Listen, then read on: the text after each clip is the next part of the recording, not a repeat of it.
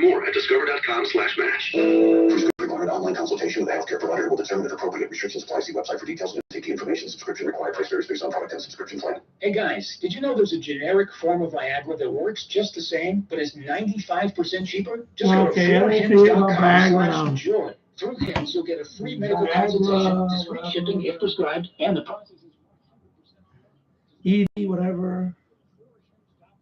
Enhance. JOY. During this unprecedented time of worldwide economic, slowly to the Mets dugout, having been caught looking. First strikeout for Williams. 2-0 away. Oh, we got baseball. Okay. Yeah, I think Vogelback was saying to Carapazza, that's not a strike. That's not a strike. Well, Carapazza's a guy that thinks that. Yeah, I'm using my damage D109.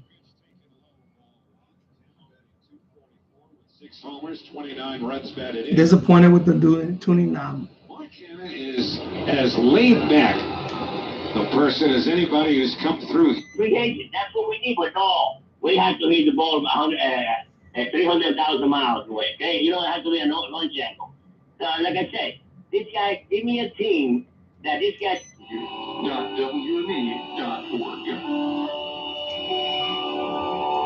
I'm Dr. Liederman. For your loved one with cancer treatment options that may have been hidden from you when most needed. For newer recurrent cancers, most anywhere in the body, even if prior chemo. Leader in commercial real estate worldwide. Bruce Mosler, I'm hearing all these companies are leaving New York and they're going to Florida. I mean, am I supposed to sell my business and go to Florida? You should absolutely not sell your business and go to Florida. There are wealthy people going to Florida. Businesses are not going in droves. Businesses are having a footprint in Florida. Well, let's be blunt. To scale a business requires infrastructure, educational system, and a workforce that is of size. Sarah Milano is over at the editor's desk, and I am Stephanie Officer. All news, all the time. This is 1010 Wins at 92.3 FM, New York. Good afternoon. It's 76 degrees at 2 o'clock. I'm Bud Mishkin. Here's what's happening. No room at the inn. That is essentially what migrants are being told about the Roosevelt Hotel in Midtown. No room at the inn. There you go. No more, please. In buses. No more. Subway stabbing, this time at the Church Avenue station in Flatbush. Victim is said to be in stable condition. The body of a 15-year-old boy who was missing at Coney Island Beach since Thursday washed ashore last night. Reports indicate that the super PAC supporting former president. All right. Wow. So much cooler today. And hello and welcome. I got one. My phone is vibrating right now. Okay. 201. There you go. 201 in the East Coast. Welcome to my live stream. My name is Danny. I'm located in Yonkers, New York, USA. And I decided to come on today just for a couple of hours. I wanted to come on yesterday early, but I was working on the pass-through. So I was getting all the cables up here. And yeah, I'm glad I did. It's so much better now. So now I just got to finalize this area here, and then I can connect everything. And I got all my radios back the way it was when I left the basement, when I had to move all my stuff up here. Yeah, because I didn't want to deal with no flooding issues anymore. I just didn't want to risk having all that equipment down there. And then we get a once in a lifetime flood, and it's a catastrophic event. You lose everything. Everything is underwater, and I can't take that chance anymore.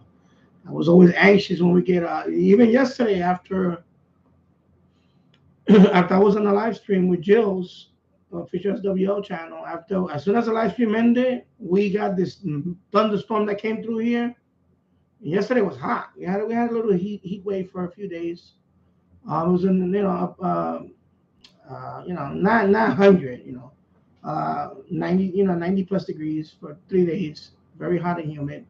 And then on Sunday yesterday, right after the stream ended, so I'm guessing around 7 o'clock Eastern time, we just got hit with a storm. It just came right through here. The winds whipped up It got to the point where it felt like hurricane force winds.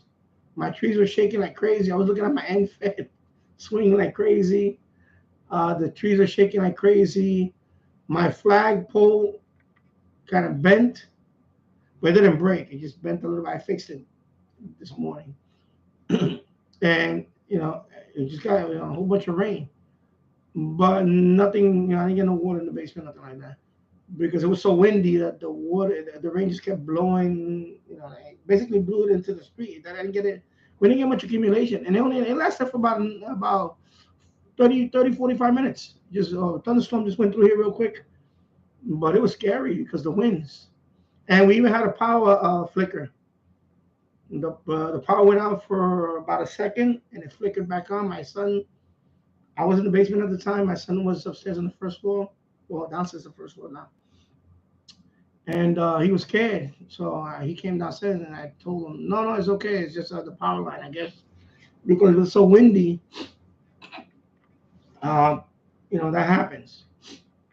So I told him, just stay in the basement with me because the problem is we have enormous trees. We have really big trees next to our house, and they're pretty old. They have to be at least over 100 years old, these trees.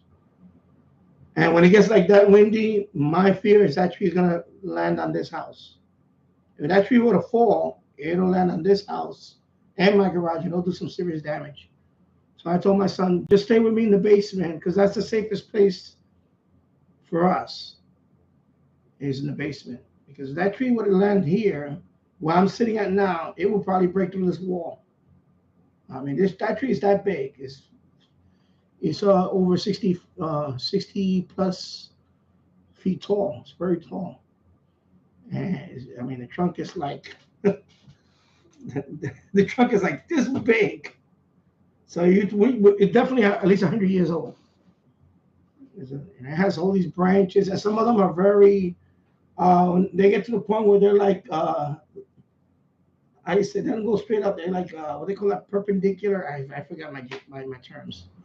And you can feel the weight of the branch that thing is going to snap. And even if one of those branches would have snapped, they'll do damage. We're talking about, several hundred pounds, if not more. A few years ago, we had a branch that fell in the front of the house, and it was pretty huge. It must have weighed over 250 pounds, just one branch.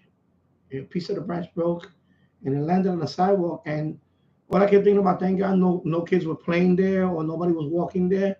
Had that branch would have landed on somebody, would have instantly killed them. And thank God no cars were parked there, because it would have just destroyed that car. And so I know trees are beautiful to look at and all that, but they're also very dangerous. When we have something like that, like what happened yesterday, we had that. It was scary to see that tree shake and, Anyway, so yeah, so it's very scary. So I don't know if you can hear the fan. I have the fan going on here today because now I decided to put a fan over here because I don't have no air conditioning in this shack. And I don't want to leave that window wide open, even though we're getting a nice breeze today. I just don't want to hear nobody outside. So I have this fan blowing in. I have a window fan on top of my I'll show you in a second my new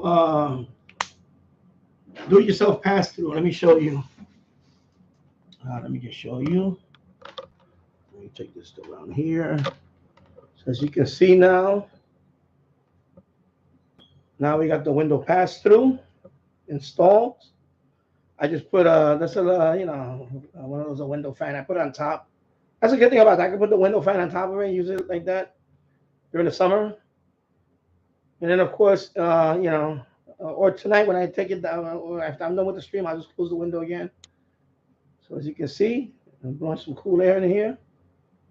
So I like it. I like the, I got the idea from, the what do you call it, utility line when they come into your house. What they call that? The service connection. I don't know what's it called. What is the proper term for that? A utility. So it kind of remind me of that. with all those cables coming out of it. So anyway, but it worked out because I could literally put at least 3 more wires coming in. So I have my 2 LMR 400, that was the goal, to get the LMR 400 in here, because those are very, of course, they're very much thicker and rigid. So that worked out. And then the other one is the disc cone, the thin one. That's the LMR 240. That's standard. It's pretty thin. It's like the RG8X. And then, of course, I got my Ethernet, which I need for streaming. I need my Ethernet up here because Wi-Fi streaming is not going to cut it up here. Okay, so let me just show you real quick. The flag is waving out there. I fixed the flag pole this morning. It's still pretty windy out there. It's nice breeze today, so now we finally get some relief. The last couple of days. I mean, I'm not going to complain compared to people out there in, on the West Coast and so on. I can't complain about that. But I'm glad we're getting relief today. So today I'm supposed to go up to, maybe we might hit 80. That's about it. So big difference compared to yesterday when I was bringing up that stuff at this time. I was dripping in sweat because I was like, when it's that hot, when it's like that hot and humid, just cleaning is a workout. You're sweating, you're constantly sweating. Your shirt is all wet and everything. Oh my God. So I'm glad it's much better now. Now it finally resembles a shack.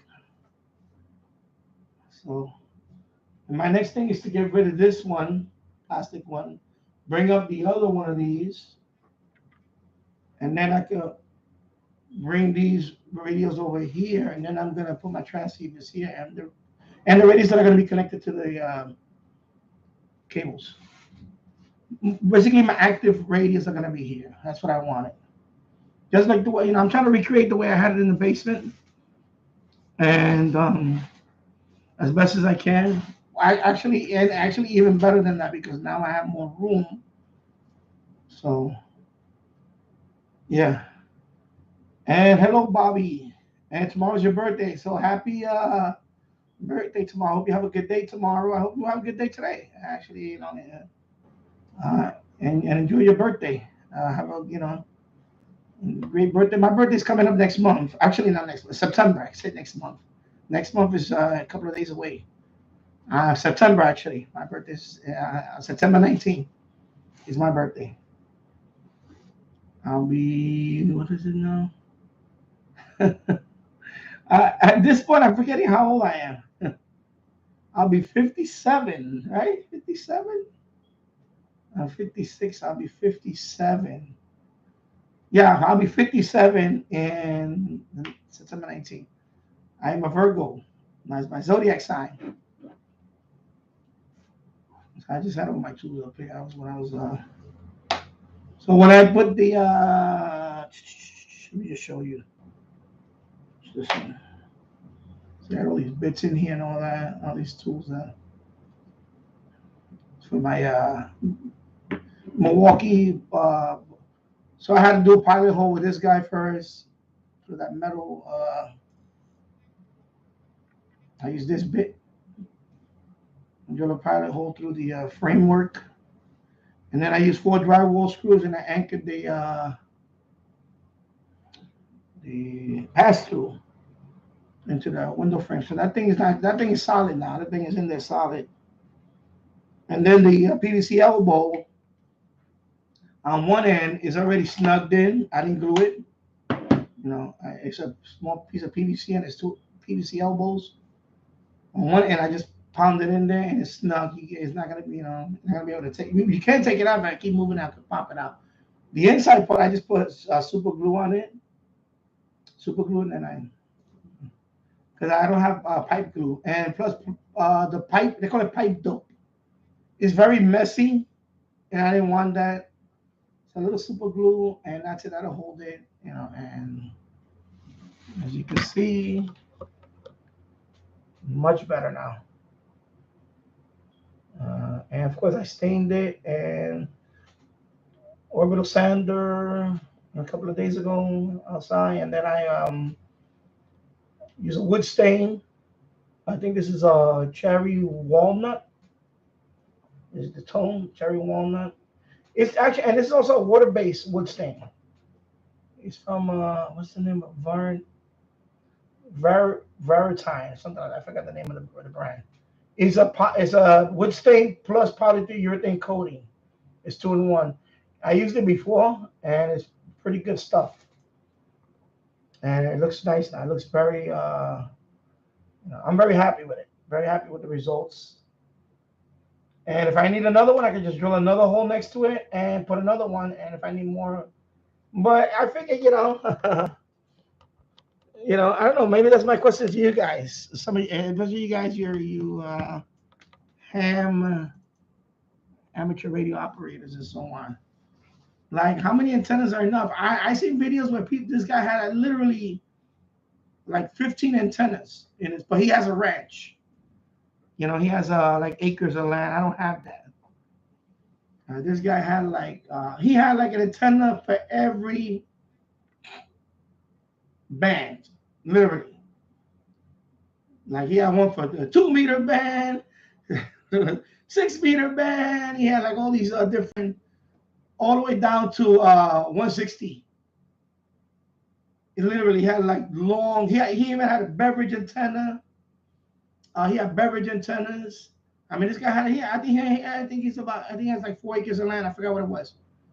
This guy literally had like 15 to about. I think when I counted it, I think it was about 15 antennas he had in his property.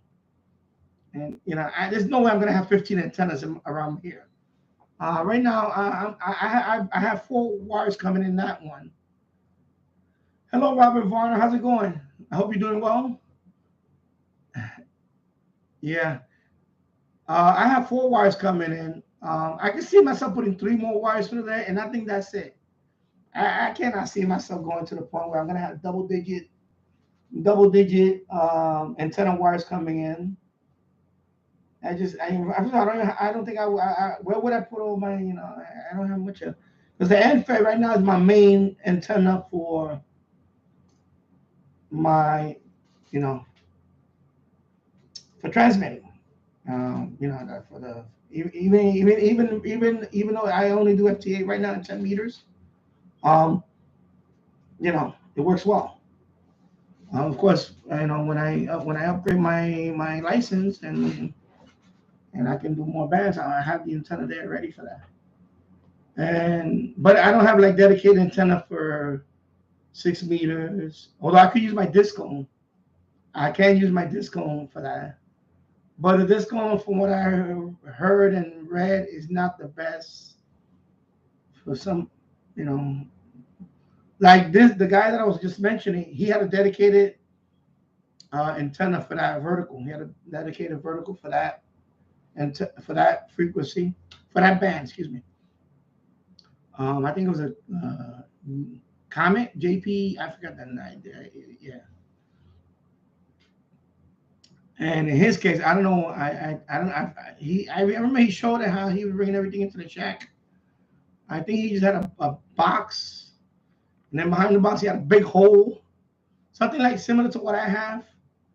And he just had them all going in there. But he had a box outside of it covered. So and I can't do that. I can't do that up here in the second floor. Put a box, which is not, and that's not practical. I thought about that in the basement. If I do go, if I ever take this down to the basement again, I don't know. I'm thinking about recreating this in the basement. In that case, I will have to make a hole through the brick and run a PVC in there, almost like a vent, and then use that. Put a PVC elbow on one end, bring everything in, and that way. And then I could, and then they sell boxes for that. You just put the box and keep it. But I don't, because the thing is, when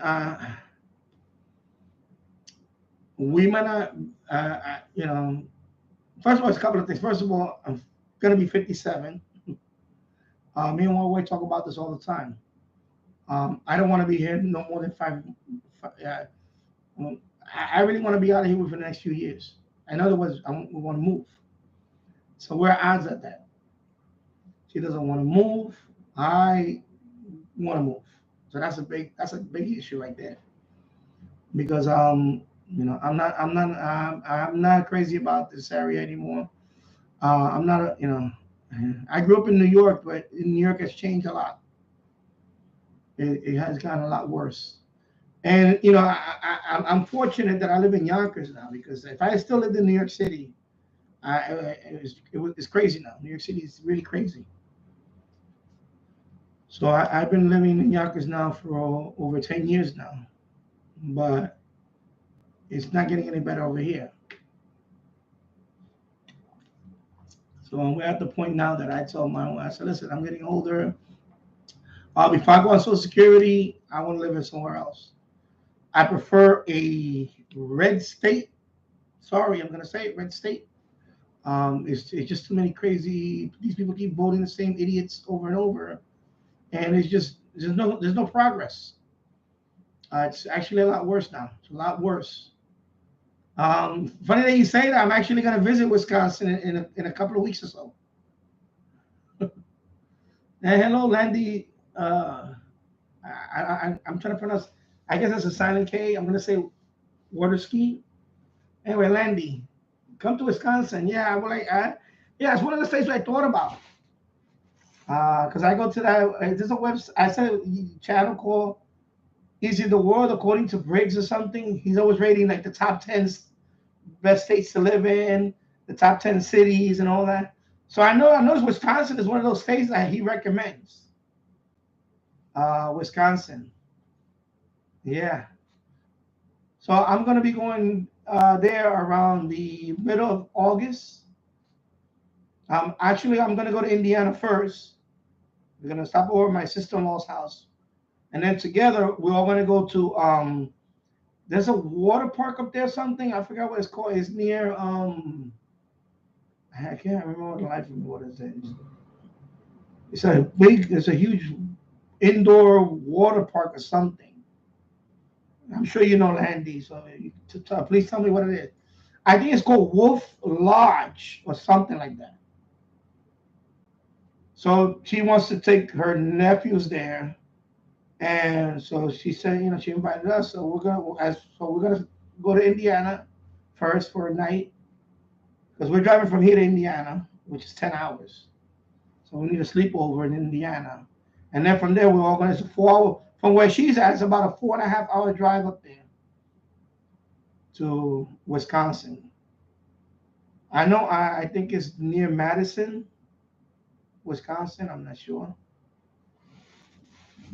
Let's see. Landy, I need a place to stay. Let me know if you can stay here for free. I just feel it out for a bit. I'm in Waukesha County, next to Milwaukee County, west of Milwaukee County. Oh, cool. Well, thank you. Yeah, I know. Sparkyzilla 85 is from there, but I forgot what part of Wisconsin. I know he's in Wisconsin. Sparkyzilla 85. I subscribe to his channel. He's a cool guy. Okay, yeah, Wisconsin Dells. Yeah, that's what it is. I wasn't sure. And that sounds familiar. Okay, Wisconsin Dells. So I believe that's, you go up to Milwaukee, then you go west to Madison, and then it's a little further out than that. I think that's where it's at. So, so we're gonna be there around August the 19th. I forget the exact date. Because first we're going to Pennsylvania in 2 weeks. We're taking our son to the Hershey Park and the Hershey Chocolate Factory. He's dying to go to the Hershey Chocolate Factory. My son loves chocolate. He's between him and his mom, they're addicted to chocolate. I had to cut down on that years ago because they drive me nuts when they eat chocolate and I'm just shaking, because I can't. I'm trying to control my sugar. I'm borderline. You know, my A1C was borderline. My last couple of it was very borderline. So like pre-diabetes, borderline. So I just said, you know, I need to cut down a lot of stuff. So we're gonna go to Hershey, Pennsylvania first. Then when we come back, we're gonna be here for a couple of days. Then we're going straight to Indiana, and then we're gonna go there. Yeah, so I need to convince my wife, you know, listen, you know, because she still has family in New York. Me, my brother is right next to me. He's in that room, and I have a brother sister in the Bronx, and that's it. All my other brothers are out of state. Landy, Wisconsin Dells is the happening place for all the water parks. Okay, I believe it's an indoor water park or something. So we're gonna go there, and then she has a brother-in-law that lives in Minnesota. So, Landy, take Interstate 94 West. You'll run right into Wisconsin Dells. Yeah, I figured it was. I briefly looked at it through Google, and I saw that it's you know, Milwaukee then West, and yeah. When she said Wisconsin, I'm like, isn't that way out there compared to India? So no, it's right there. Because then when I looked at the map, she was correct. Because Indianapolis, Chicago, Milwaukee, that's all like, you know, they're not that far apart. It's like here, like the tri-state area. Over here, it's like we have New York City, Newark, New Jersey, and Stamford, Connecticut. It's like, you know, it's not that far. It seems far, but it's not that far. It's like, you know, 2 hours here, 3 hours here, and that's it. And you're there. So that's pretty cool. Even when I went to Indiana, I liked it. I liked it. You know, because you understand, I grew up in the Bronx. It cannot get more ghetto than that. Cannot get more biggest city in America. I grew up in urban. I didn't grow up in no farm. I grew up in a city.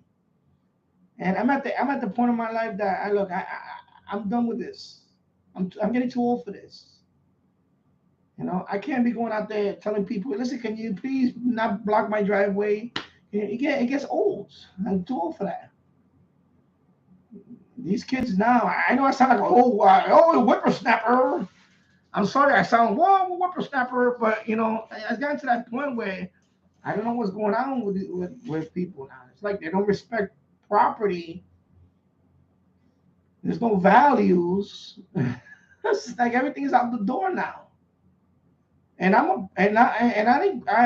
grew up without a dad, so I don't want to hear that excuse about you didn't have a dad in your life, so you're gonna be a career criminal. No. Thank God my mom taught, you know, my mom really was a disciplinarian. You understand?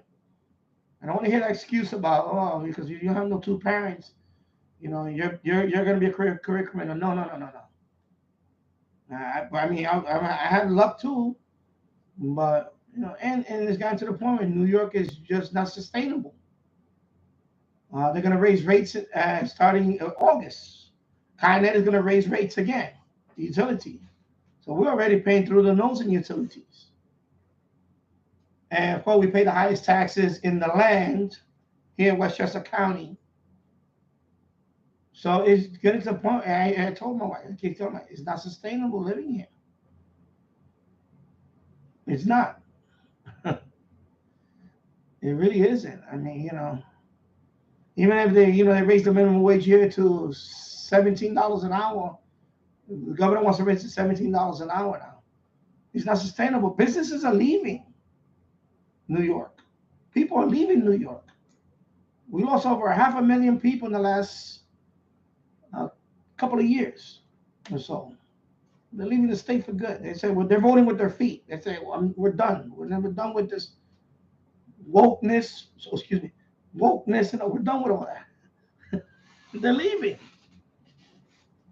So, no, I'm looking forward to going to Wisconsin. I've never been to Wisconsin.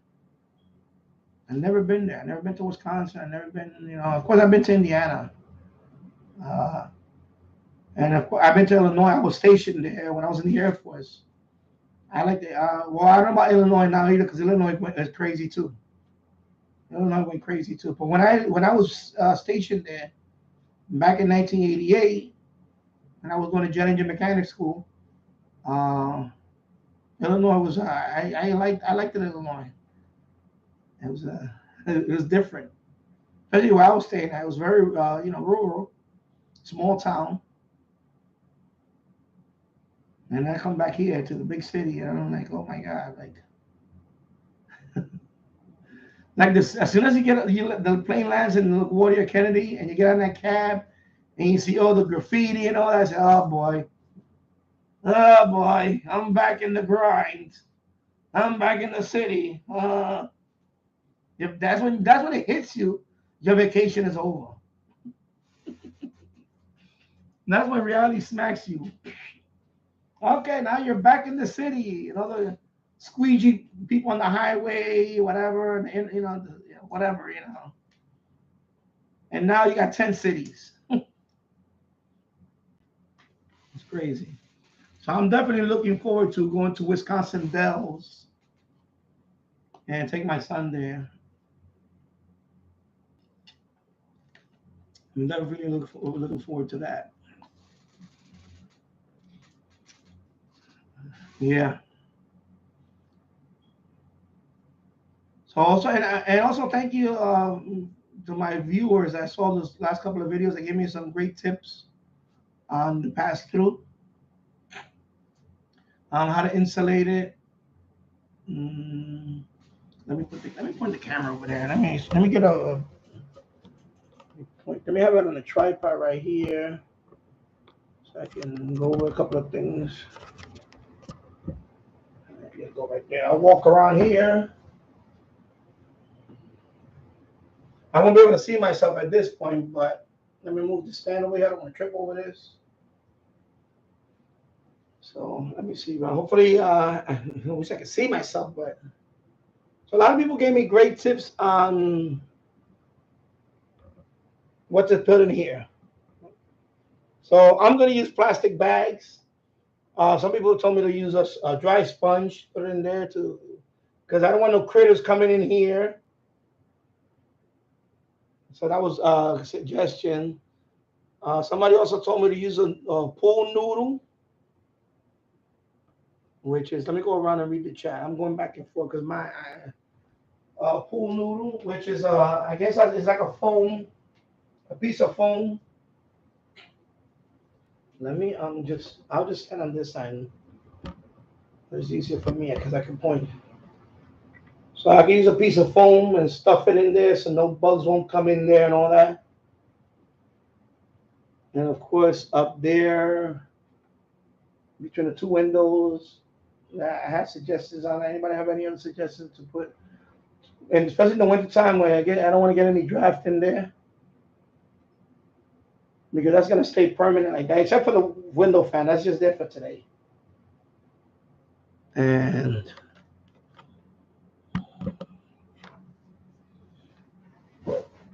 because that's the only concern I have is in the winter time. But then again, we don't get really the last couple of years we haven't really got like real cold winters. Last winter was very mild. We had a very mild winter. It was very mild. We only had one snow event last winter, and it was a dusting. Not even an inch of snow. Just a dusting. That was it. And I think we broke the record for like consecutive days without snow. Let me put my keys over here. So it was consecutive days without snow. So if that's gonna be this, then I'll be fine, because I have a heavy duty curtain, and this room, I don't sleep in this room anyway. I still sleep in the basement. So this room is gonna be locked. So even if it gets a little cooler in this room in the wintertime, it's not a big deal. So that's why I decided to do that. Because the alternative was gonna be, because that can be permanent, but that's also can be temporary. I mean, I can remove it. I just take out 4 screws and that's it. It's done. It's off the window. I had suggestions like somebody posted again. When I post something, before you comment on people, when people comment on stuff, read the title, read the description, or watch the video before you chime in. And not only when you watch the video, listen to the video. I made it clear that I didn't want this to be like a permanent solution, because this is you know what I'm talking about. You guys talk, when when you have a permanent setup, you're gonna accumulate stuff over time, and that's what was happening in the basement. I was accumulating all this stuff, and now that it finally dawned on me, if when I move, there's a lot of stuff I'm gonna have to take with me. Or worse yet, if when I'm gone, who's gonna inherit all this? Who wants to inherit all this? Of course, I already discussed that with my wife. God forbid, there'll be a massive estate sale. But it's a lot. You give me a lot of stuff when you realize that. Like when I moved here, I didn't have all this stuff. This was accumulated the last few years, especially on this channel.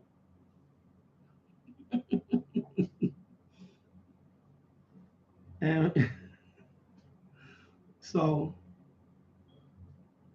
I know some people say, so getting back to that.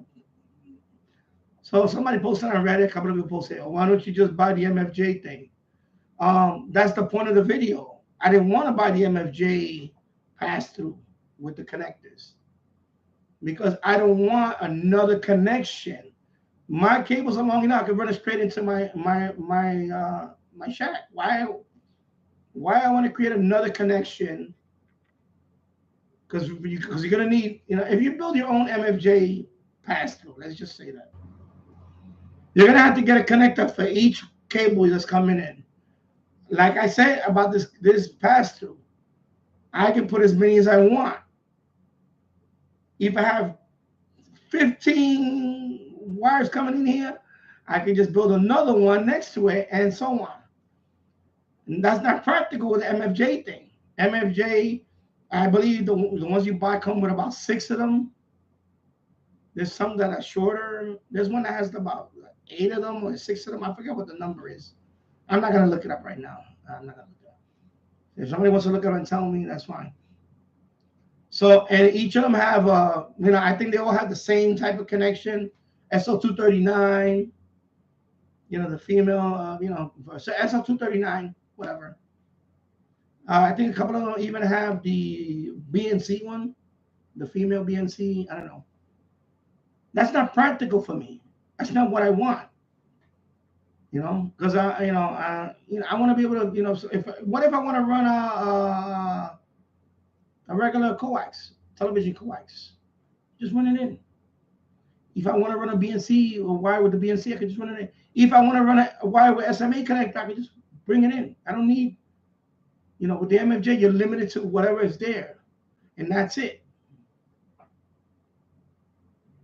Yeah. So it's not practical. So, I got a couple of people who they show me theirs. And it's nice the way they did. Kudos to you if you only got 3 or 4 wires coming in and they all, PL259 and whatever, and you want another connection coming in. I don't want that. I didn't want that. That's why I came up with this solution. I didn't want another connector outside. You got to plug into that connector. Then now I need another jumper cable from there to my switch. That's another point that I'm going to have maybe some signal loss. I didn't want all that. That's the point that I made this. If I wanted to make it like that, I could do that. I didn't want that. I wanted to make something that's simple, that you can do it with, anything you got laid around the house. Of course, I had PVC and a board, an old board that was, repurposed. That's why I made this. But you're always gonna get a couple of people that either they They just want to chime in no matter what. Then I have one suggestion. Once you make when you put the PVC through the wall, again, that's not practical. That's the point of using the window, the board, the wood. I don't want to drill through brick.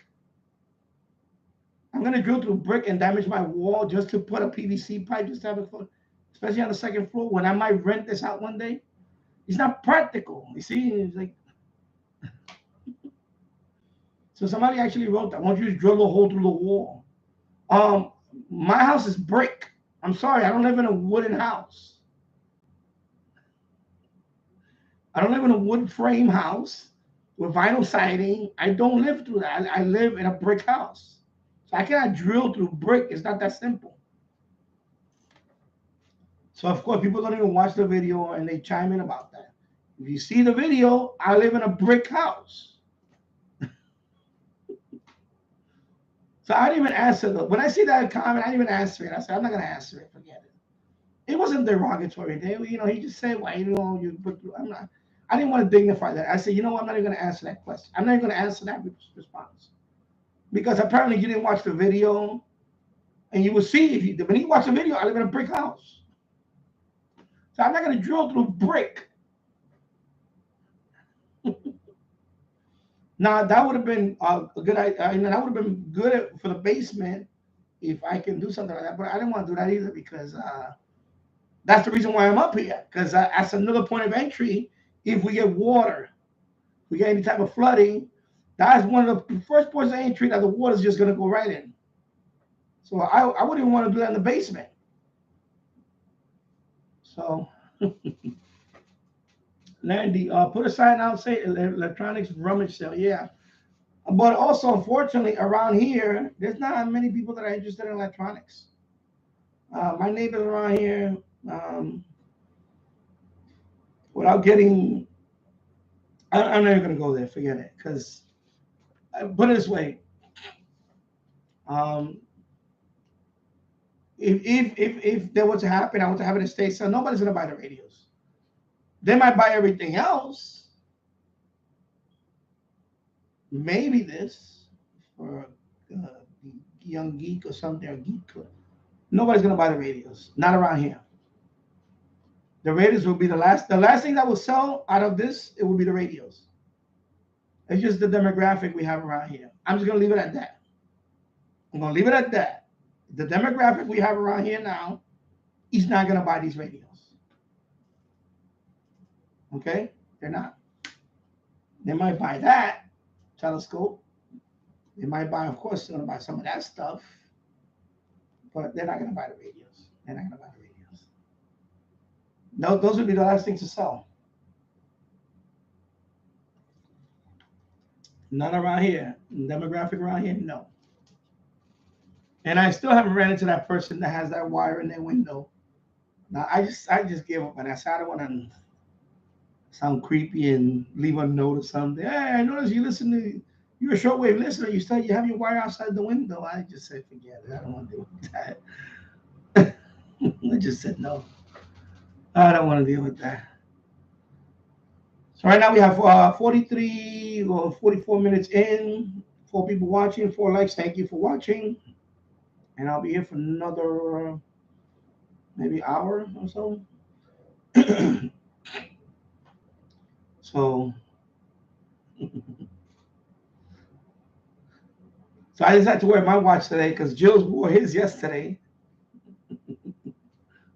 So I was like, I'm gonna wear my watch because I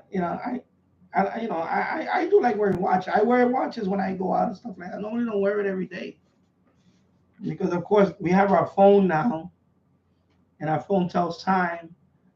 So the only time I wear a watch is if I go for a long walk, like hiking or something, a long walk, that type of thing, that I'm going to be out in where my phone might die and I need to know the time. It's always good to have a good old-fashioned wristwatch. So, and of course, before somebody asks me, I'll just show you the watch that I'm wearing. So I was mentioning that I had a couple of Casios. This is one of them. This is a Casio. Let's see if we can zoom in there. pretty old. This is over 20 years old. So this is one of them. Of course, I had to change the battery a couple of times on this one already during this life cycle. It still works. I believe I bought this one in 2002. 2002. My son is downstairs taking a nap, so he might wake up any minute and knock on my door, or he might show up on the stream. So I know he got his from County Com because I saw that. What do you call it? Yeah, it was on Facebook. So on his Facebook, he posted that he had got a like a gift package from County Com. So they sent him another GP radio. They also sent him a watch. I didn't know that County Com sells watches and flashlights and all that. So when I went to the website, they had nice watches, and I love watches. I love watches. I'm a sucker for a good chronograph, diver type watch and all that. You know, if I had the money, I would have been.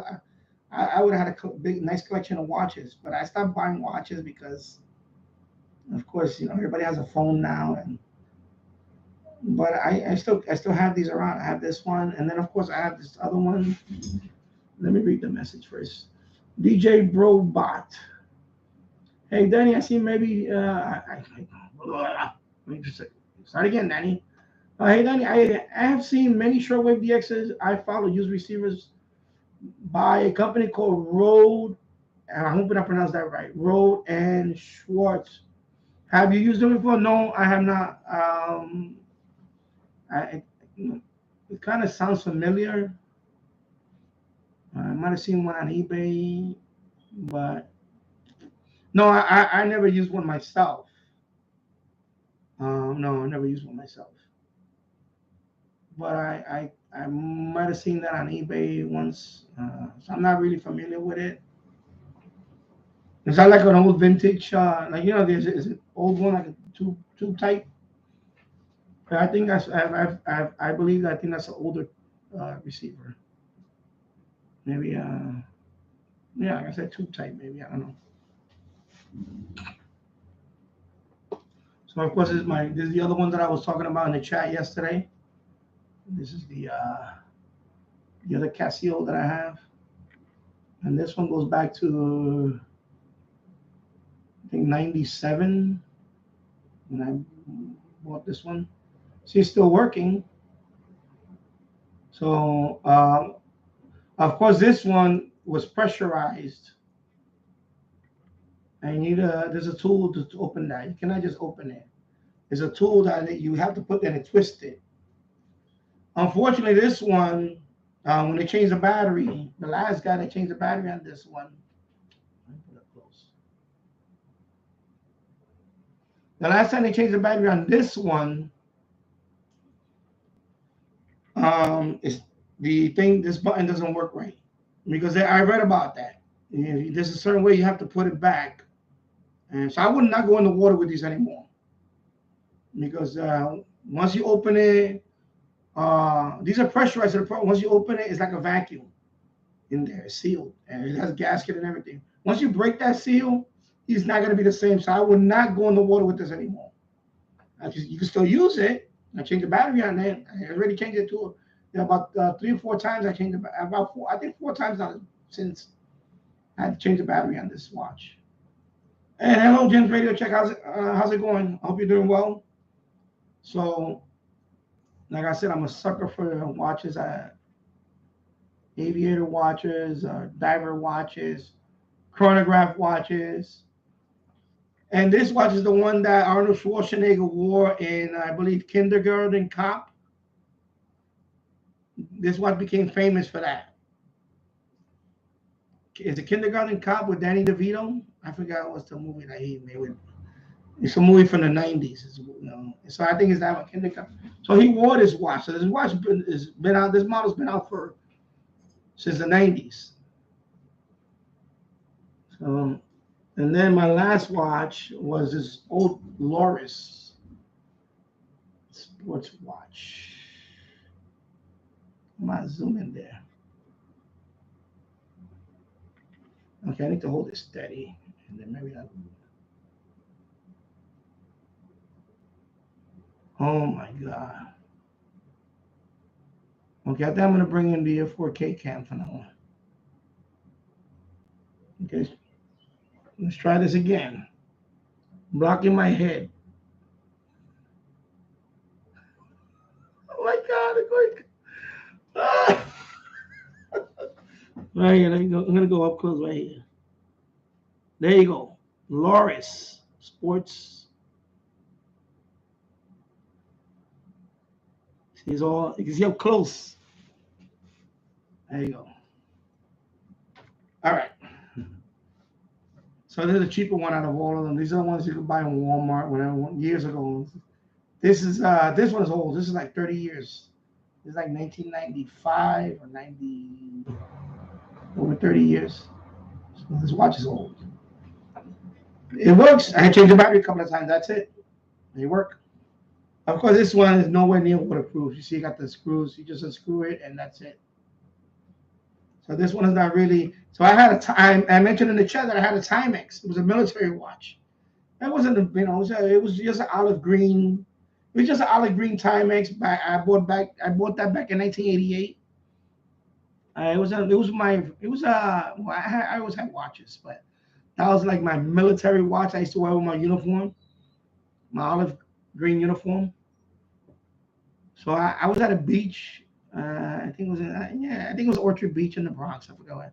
I went in the water with it, right? Not this one, but the Timex. I went in the water with it, and because I thought it was waterproof, because it says waterproof. But I should have known that it was, the back of it was something similar to this one. I went in the water. I didn't go like deep. I didn't go like deep sea swimming. Whatever, you know what I mean. I didn't go diving. I'm not a scuba diver or anything. I only went there just to get wet on the beach. And like as soon as I got out of the water, I could see it getting foggy. I saw it was getting foggy. It had like condensation inside. I said, "Oh boy, so much for Timex saying it's waterproof." I know a bunch of people say Timex are not waterproof. They do make some that are so-called waterproof. So that one, when I bought it, I thought it was waterproof. It even said it was waterproof up to certain. Let me see. I can't read this. So this one says up to 100 meters. That's a lie. This is not water. First of all, I can't dive 100. I can't swim at 100 meters. Even if I was a professional scuba diver, they don't go below 100 meters. Correct me if I'm wrong. I'm sorry. Any scuba divers out there, this watch is not going to go 100 meters deep. I'm sorry. So the Timex one that I had, I think it was something like that. It was I think it was 50 meters or something. It was not that. It was, but that's still deep. You know what's 50 meters? 150 feet estimate. I can't swim below 6 feet before I was, because I can't swim. I can't swim. I'm gonna say everybody know. Another factoid about Danny Shortwave: he cannot swim. Danny Shortwave cannot swim. I am like a stone in water. You throw a stone, where the stone goes down to the bottom, that's where I'm going, to the bottom. So Danny Shortwave is not a swimmer. Newsflash, people. So of course I'm never gonna test the depths of this watch. No. So anyway, but it was a lie. That Timex, that thing got foggy so fast. I said it's gone. You know, I was gonna open. I think I did open it and to see if I let it dry. And we're talking about the late '80s. And that thing did not survive. I said, forget. I just threw it in the trash. It did not survive. But I would not go in the water with these at all anymore. This one is a lot different. But still, I would not go with this one in the water anymore because. And when I say in the water, I'm talking about a pool, swimming pool. a baby pool. Okay, I'm not a deep sea diver or anything. So please, I just said it. I'm not a swimmer. So this one, especially this one's been opened up a couple of times. You know, they broke the seal to put the new battery in, because the batteries on these things last maybe 5 years. If you're lucky, maybe 5 good years. You get when you buy a watch, you might get 5 years out of that battery, and then that's it. So this battery, so I had to change this battery 4 times now, at least 4 times. Because there was a period of time I didn't use this for years. It was just there with a dead battery in my in a box. So so Jill's opened up a Pandora's box. Now everybody's gonna be wearing their watches again. So there you go. But I like those watches they had in the CountyCom website. They were a very nice watch. That was a very nice watch that they gave him. I was very nice of them to give him a gift. I mean, and then, you know, I mean, he does, you know, I mean, with his videos, he did put CountyCom on the map with the GP. The original radio they had was a GP5, which is similar to the GP5 is similar to the Texan 3. This is the 360. I have the original one. This is the original one. So the CountyCom one is the GP5, and it came out with the GP6.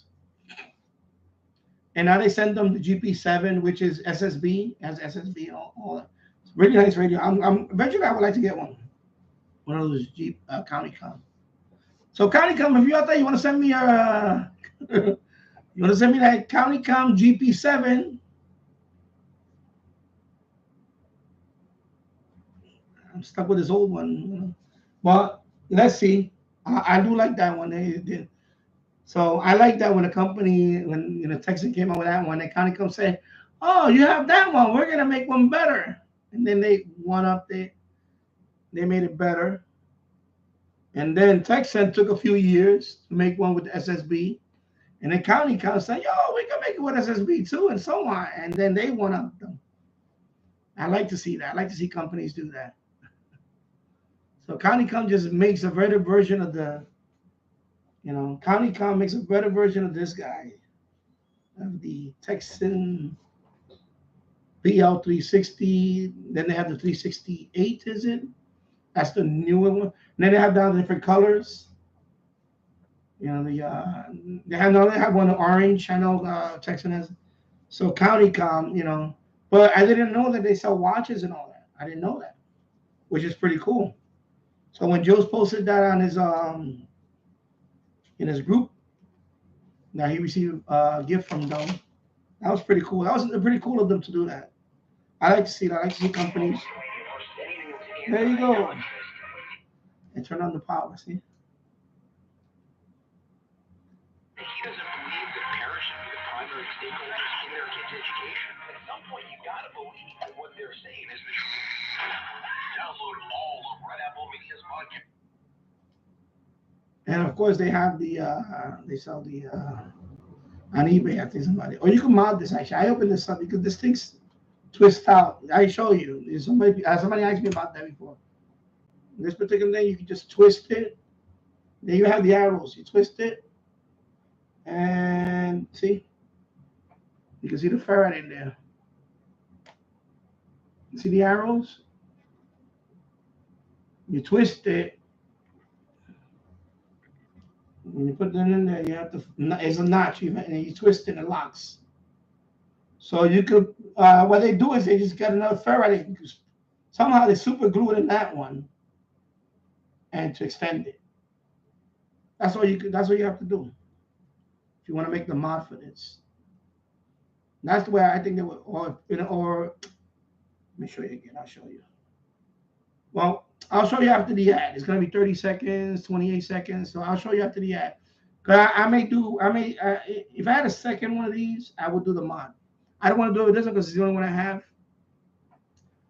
So let me wait for the ad to pass, and then because I don't want to get this interrupted and somebody doesn't see what I'm gonna do. And let me see if I have a ferrite. I have a ferrite bar around there. Let me see if I have a ferrite. If I have it up here, it might be in a bag. So I'm bringing up everything up here. Okay, I don't have it. I don't have a piece of ferrite. So let me add and at the ad. And 1 hour in, so I just show the ad. Because somebody asked me about the mod. Because they sell this antenna modified, right? This is for this radio. For the PL360, PL360, I forgot, is it 368 or 3? I think it's 365 and it's 368, I believe. All the CountyCom GP5, GP6, GP7, I believe. That's the newest one, I think it's the GP7. So anyway, they sell the antenna this already with extension. This is for medium wave, by the way, AM medium wave DXing. For me, the simplest way to do that, the mod for this is, of course, you see the notches right there. You just twist this, and you line up, and it pulls out. It's the end cap. It just pulls out. And you can see in there, there is, I mean, focus.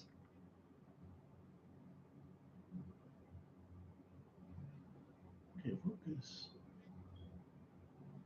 Focus. Okay, I'm gonna have to get a new webcam. Okay, there you go. You see the end of the ferrite? Oh man, I wish this thing could really focus. Anyway, that's the end of the ferrite.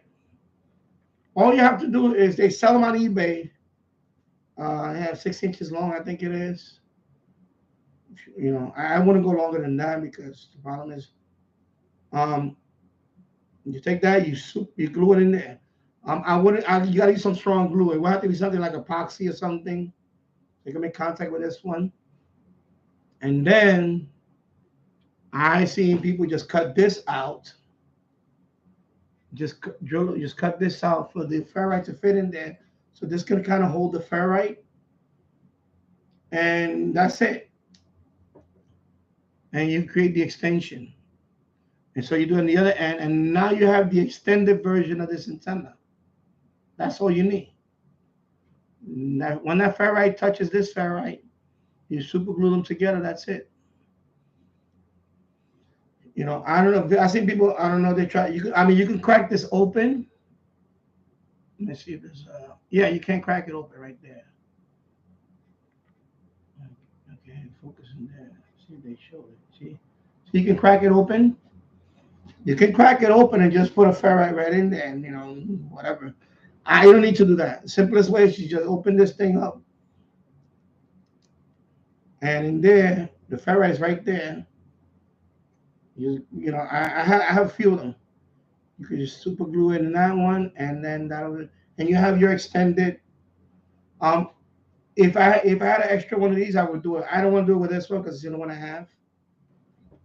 And if I ever plan to, maybe I want to give this away one day. I still use it when I go. I think I'm going to take it with me when I go to Pennsylvania. So I'm going to be there for a couple of nights only. I might take this one, the D808, and that's it. Or I'll probably take this one. So because this one is still, I like this radio for medium wave and shortwave, but you can do the extended one, or you can buy it. But I'm not buying it. I think they're charging. I forgot how much they're charging, like $40-50 for that. When you don't need that, you can just do it yourself. And the ferrite, I see money on eBay for nothing, like a few bucks. So you have to buy a couple of them, and that's it. You can make your extended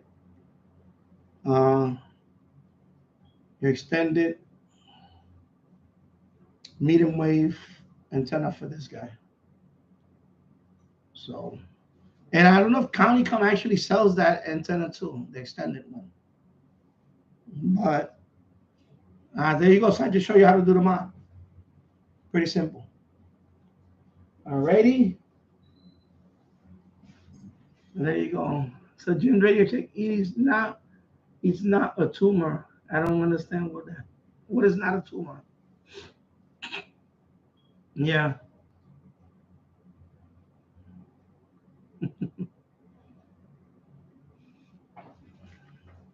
So that was pretty cool that they did that, the CountyCom.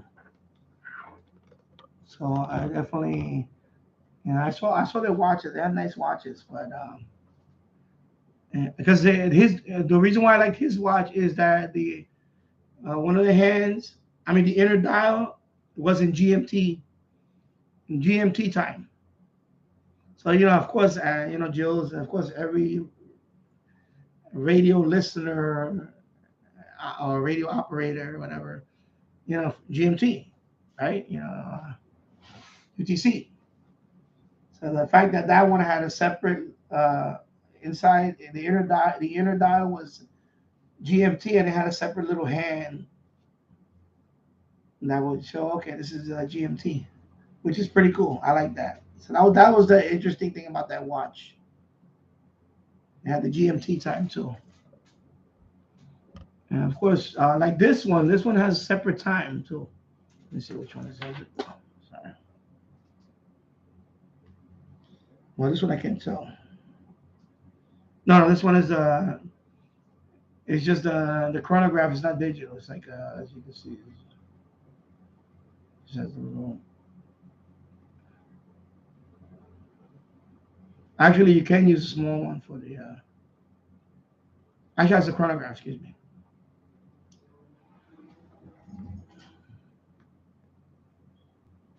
I think they're working on that, Jim. I think eventually we're gonna have you could chime in with the voice. I think that's gonna happen. It has to happen soon because TikTok does that. So you could like if you want to chime in, if I give you permission, you can chime in. I don't have that feature here, but I know on TikTok you can. On TikTok you can do that.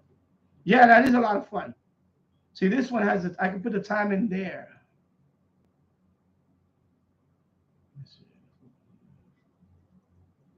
See what that digital chronometer? Actually, I can display a separate time there. So in this case, if I want to do UTC, I can't do it under there. It'll be in digital. I have the UTC time here. This is my regular time. But that part right now is the button is not working for that because apparently when they open this one, they incorrectly put it back. I didn't realize that until I got home and the jeweler. So when I go do this again, or I may just buy the kit and do it myself. There's a kit for this. It's a circle with a couple of notches. You can open it yourself. Some people do it with a screwdriver, but I don't want to mar this thing with a screwdriver. I don't want to do that. But there's a tool you put in there and you twist it and it opens it up. But my eyes are not that same. I let the jeweler do it. At this point, it's not like it's that important to me to do it. But so today we're talking about watches, people. We talk about the pass-through and we're talking about watches today. So anybody want to chime? Yeah, Jim, that would be a lot of fun. That would be. Because on TikTok, you can do that. On TikTok, if I do a live stream on TikTok, if somebody wants to join, and what happens is they can also come in with video. So they'll put a little box in the corner or they'll split us in half and I'll be talking here and then you can chime in. So they have video too. But I have to allow it. Because when I did a live stream on TikTok, so a couple of people tried to chime in and I said, no, I don't know who you are. No, I just said, nope. But if they had that feature on YouTube and you wanted to come in and talk with the voice, I just allow it. And then you'll get a little voice. In your case, I think it'll be a little screen, but they won't show you a picture. It's like a Zoom meeting, like Zoom. You'll get a picture. I'll have a small picture without your face because you're not doing video. It'll just, and I'll hear you. And you can just talk. They should do that here, and that would be nice. And I think eventually they're going to do that. That's the next step, is to allow, so, and you can do that with anybody. They will have to request it, though. So in my case, you will have to request it. And then since I'm the one that's created the stream, I have to allow it. I say, okay, I'm going to allow Jim to voice. And then it'll just be like a regular Zoom call. While I'm doing the live stream, you could chime in too. There's other programs that you can do that. I know Robbie Strike does that on his live stream, but I don't want to go through another third-party software and do all that. I can do that with a third-party software, but then I don't want to do that. If YouTube does it, if the YouTube Studio would have had it built in, that would be nice. Then I would allow it. I would say, okay, Bobby, you want to chime in with the video, audio, picture, whatever? And I would say, yeah, okay, Bobby. And Jim, I would be like, yeah, cool. You know, those I want to chime in with the voice, yeah, that would be great. But I think with third-party software, you can do that. But I don't want to go through the third-party software anymore. I tried that, and first of all, it's a big learning curve. Second of all, a lot of that stuff is not free.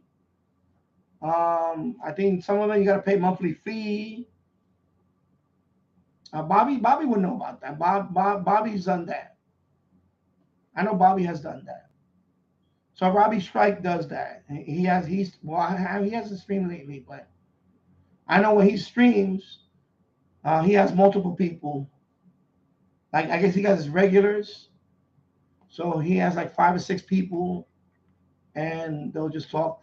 The only problem that I have with that too sometimes is that people talk over each other sometimes. So I will keep it to a handful of people. I wouldn't do like, you know what I mean? But you can do it with third-party software.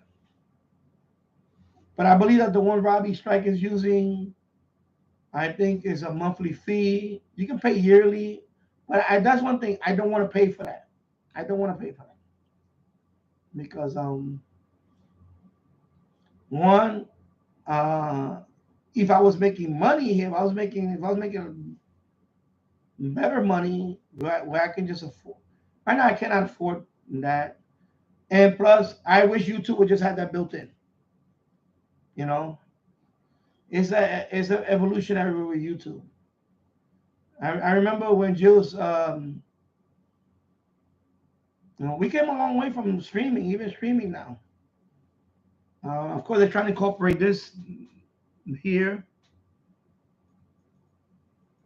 You know, because I got the heart thing there. I click on it. Again, I don't know what it does. It still doesn't do anything in terms of,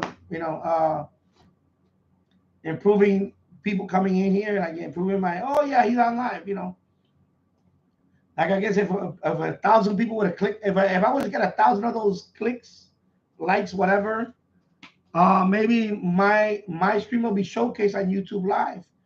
And I will have, I'll be flooded here with people watching me. But that's not the case. So that thing to me is right now, but that would be nice to see, if, it would be fun just to hear you guys talk. And then, I know how you sound like, Jim. I seen your videos. I'm a subscriber to your channel, so I know.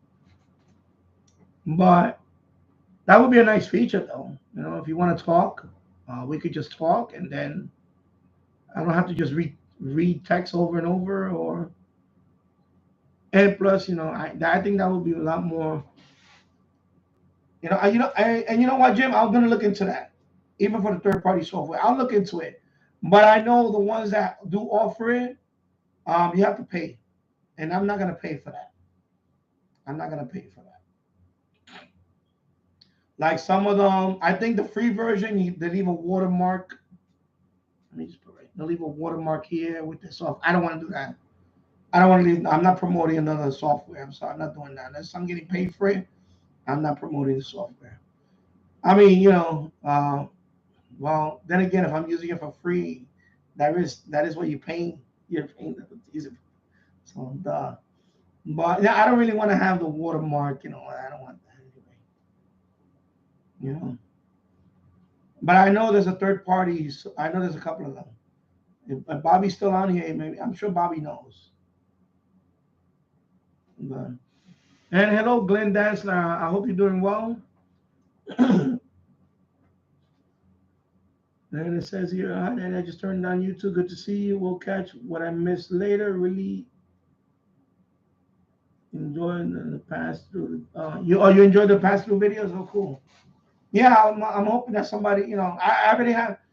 I had very positive reviews on that. You know, people say, "Wow, that's a great idea. Thank you. I'm gonna try that for my shack."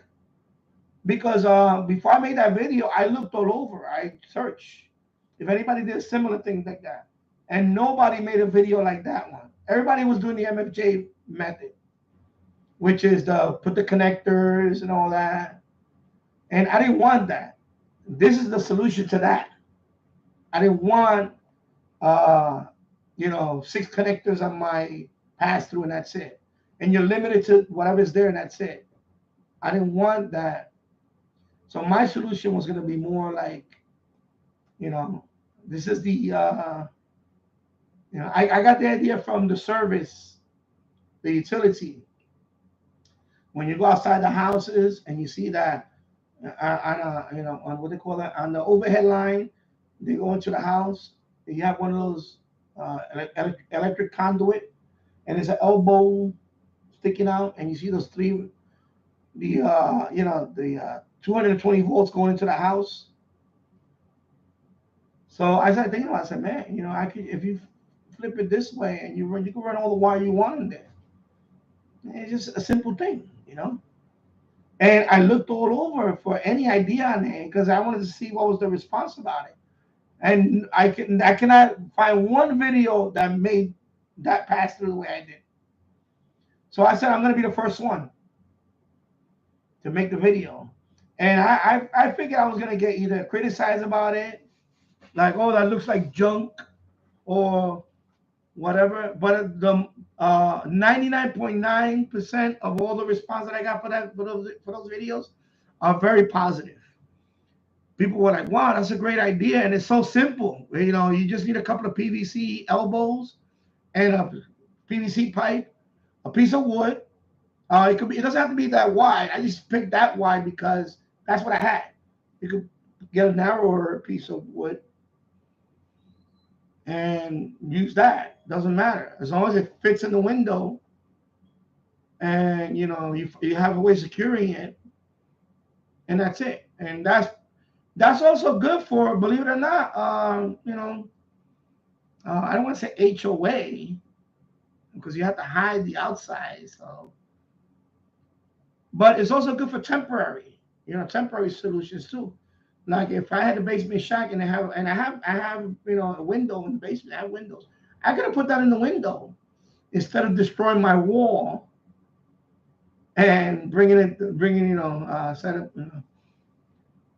Especially if you have a temporary situation where you might move out in a couple of years, you know. Yeah, so see, like Jim's Radio Check, I only need to run 2 cables into my window. So then this is not for you, you know. It's two wires. That's it, you know, 2 wires. But then again, you know, if I run wires without a pass through, I'm gonna have the window open like that a little bit, unless I have a hole in the wall somewhere. Well, I'm gonna bring it, you know what I'm saying? I still need a pass through that when I close the window on there, there's no gaps. Because even if I run 2 wires in my window, I'm gonna run the window and I'm gonna have the window partially closed. I'm gonna have a gap. I don't want that. And that's why I made this, because I didn't want that gap in the window.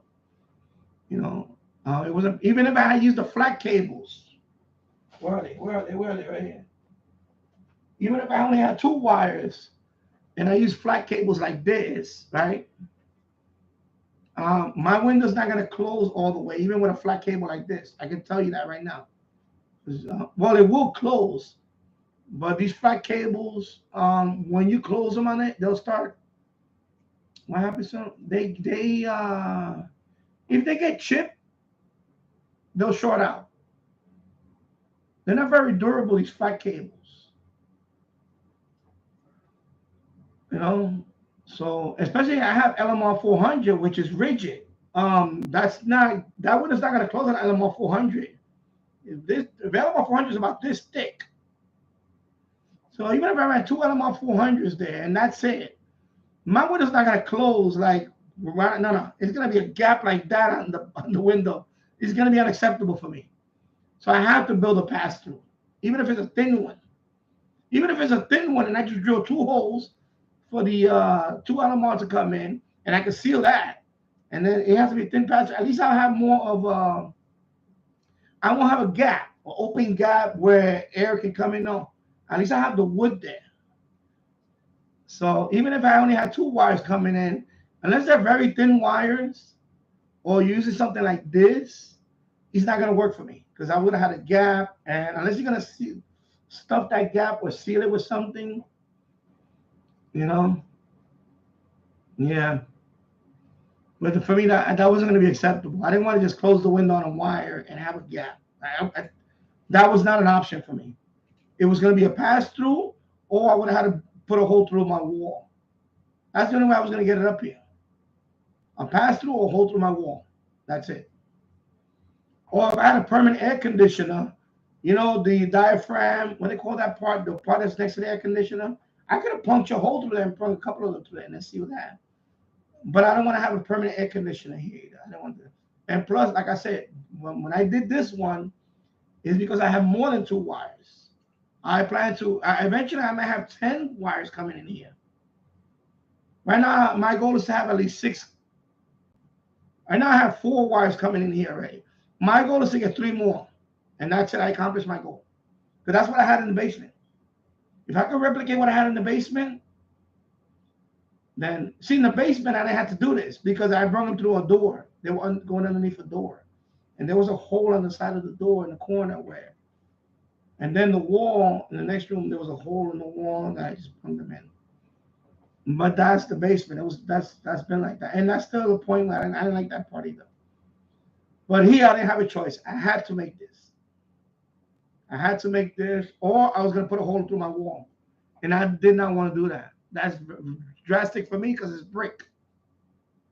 So that would have been, this is what they call a non-destructive solution. The next option for this would have been, or buy the MFJ thing, which I didn't want to buy because then I'm limited to whatever those connectors are. And I didn't want that. I didn't want that. This is the poor man's solution to the MFJ. All right? So that's the poor man's solution to the MFJ. I didn't want the put my watch back. So that's the poor man's solution to that. That's why I didn't want that. Because that's the guy down the block. He only has 1 wire, and I can see his window cracked open. When I walk down there and I see that wire, it's a little thin wire that goes to a pine tree in front of the building. I see it. It comes from his window, and his window's cracked open a little bit. You can see it. And I didn't want that. I don't want that. I don't want that because, you know, I don't want no critters in here at all. Because around here, in my backyard, I would have had all types of critters coming in here. I get wasps. I get bees. I have all these trees behind me.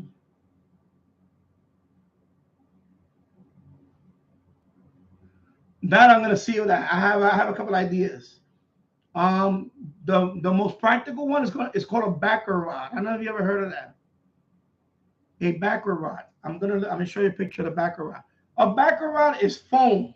It's a long strip of foam. It looks like a pool noodle. You know, a pool noodle is the foam that people use on the swimming pool. I guess they use that to float and things like that. It's like a pool noodle, but it's a very thin pool noodle. I keep calling it pool noodle. The backer rod is what they use for when you're working out there on the cement, on the sidewalk.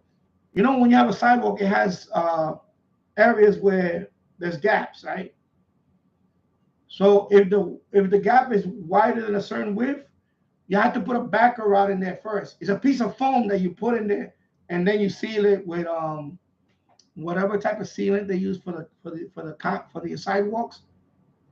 So a backer rod is made out of foam, but it's thick enough that I can put it in there and it'll completely seal that. So I don't get no draft or bugs. So I'm going to use that, a backer rod. It's called a backer rod. I'm going to look it up right now and show you the picture of it. Let me go over here. That's going to be my solution for that up there. For that gap when you raise the window, you have a gap where air is going to come in through there, or bugs can come in through there. I'm going to use the backer rod. Yeah, and you can remove it. The backer rod, you shove it in there, and that's it. You're not gonna glue it or anything. You're not gonna use any. You're not gonna use any silicone. It's just it's a thick enough piece of foam that's gonna fill that up good. You're gonna stuff it in there, and that's it. And then when you ever need to take it out and open the window and all that, you just pull the backer rod right out. So let me look it up. Backer rod. And you can buy that in Walmart, Home Depot, right here. Let me show you the pictures. Right here, see? And they also call it caulk backer rod. Let me go down here. So that's the solution for the window, the gap. I'm gonna use backer rod, like this one. Crack sealer, it's called crack sealer.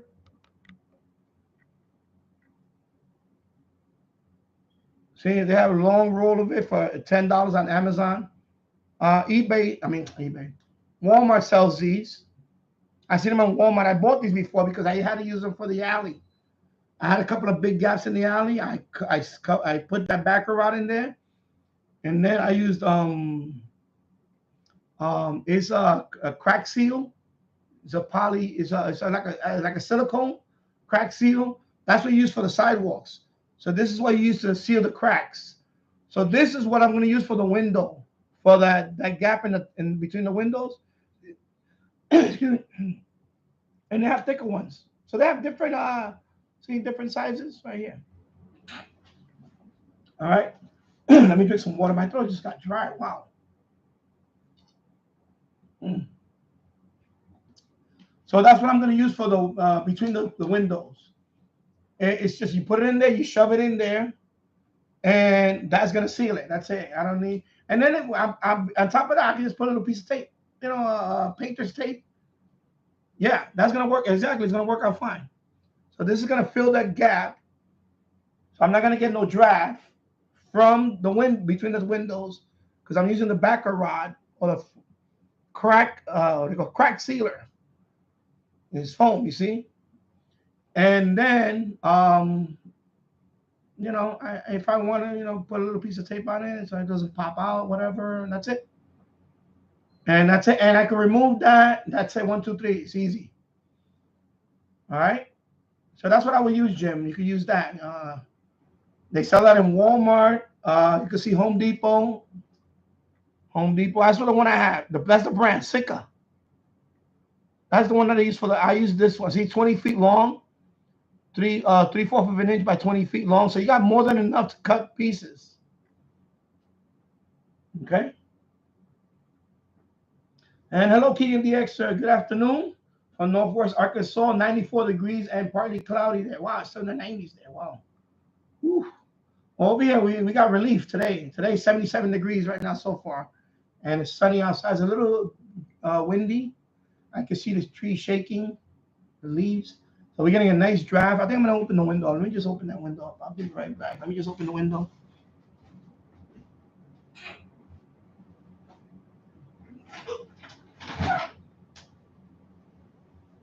Open the window like that. Okay, there we go. And yeah. So let me open the window. Get a little dry, a little nice, cool. Oh yeah, that feels better. Wow. Wow, I should have opened the window earlier. You can hear the chimes outside, my backyard chimes going off. So that's what I'm gonna use, Jim. Backer rod. So Tuesday. Anyway, Tuesday I'm going to Home Depot. I need to buy some other stuff. So I'm gonna pick up that. I'll make another video on the pass-through when I finalize it. I'm gonna run at least two more wires. I gotta run the SMA wire from my MLA 30. Actually, the ad's gonna come out in 30. I'm gonna go outside and get me a bottle of water. I'll be right back, and I'm gonna check on my son. So the ad's gonna come on in about 30 seconds.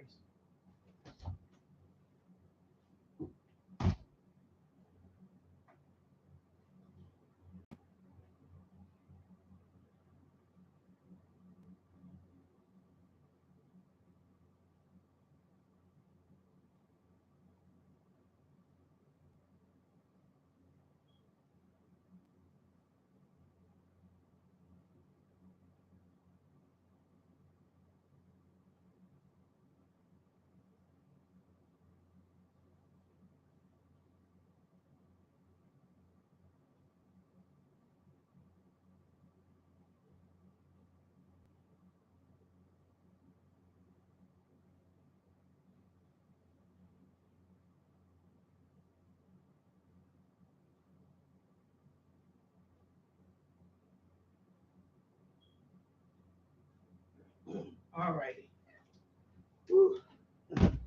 I had to check on my son. Anyway, he's still napping. Yeah. And I'm going to snack on a couple of these. These are delicious. Oh my God, these are so addicting. And I'm trying to cut down on the sugar. But I try to cover these chocolate covered pretzels. Oh my God.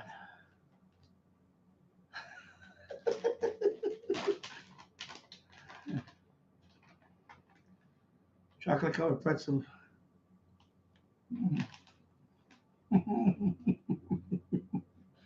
Mm. Oh my God. Mm.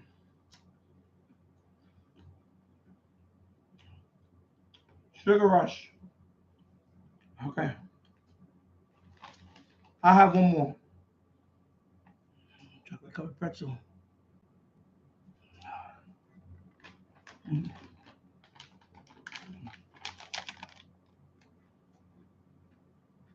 Mm. Okay, I'm gonna put them down now because I'll keep on eating them. All right, let me steal the bag. I'll put it over here on top of this GameCube. Okay. Wow. Chocolate and sugar and the best one. The best of two worlds. I love pretzels and chocolate. They put together. Wow. Chocolate and pretzels together. Milk chocolate, to be specific. Oh my God, that just energized me. Wow. Woo. Woo. Wait. Oof. Oof. Oh my God. That was just that's a rush. Wow. I can see why chocolate is addicting. And pretzels, that's just the best of both worlds. That's almost you just want to grab another one. Isn't it? Go. Oh my God. Oh, you love dark chocolate? Yeah, my wife. That's my wife's dark chocolate. My son and I. Well, I love milk chocolate, but they eat chocolate on a whole nother level. I can't keep up with that. See, I have to stop because then I'll go crazy. And I'm really trying to lower my A1C. You know, right now it's borderline. I'm borderline right now, and I'm like, stop it.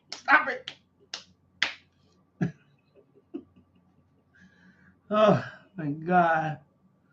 Oh, my body temperature just went up because of that. Again, oof. That was good.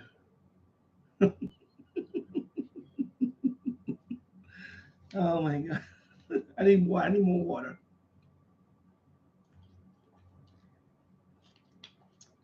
I can imagine. Jim's radio check. I got to get my 6-month physical Tuesday. My doctor is going to slap me if I ate one of those. Yeah. Wow. Oh no. My doctor, he's like, you need to cut down on the carbohydrates. And I'm like, but I eat rice. I love eating rice. And I love potatoes. You know, I cut down on bread. I don't eat that much bread anymore. I really cut down on bread, but I'm Puerto Rican. I love rice. Puerto Rican, anybody don't know, Puerto Ricans we eat a lot of rice. We eat a lot of rice, and Indian people too. My wife is Indian, and Indian people eat a lot of rice. So between Indian food and Spanish cuisine, there's a lot of rice and pasta, which I'm trying to cut down on that too, but I'm not doing a good job of that either. Pasta is another one, exactly, Jim. We just had what I had baked ziti the other day with sausage. Excuse me. Oops, sorry. Okay, here you go. I burped. Sorry. Even though that was a subtle burp, but I just have a baked ziti with pasta.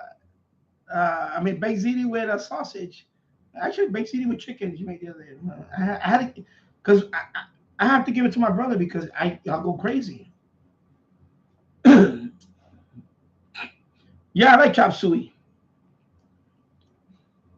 I haven't had chop suey for a long time, for years. Because that's another thing I'm trying to cut down on the Chinese food. I'm trying to cut down on all that. That's another thing I had recently. Lo mein. Shrimp lo mein. Beef and broccoli. With I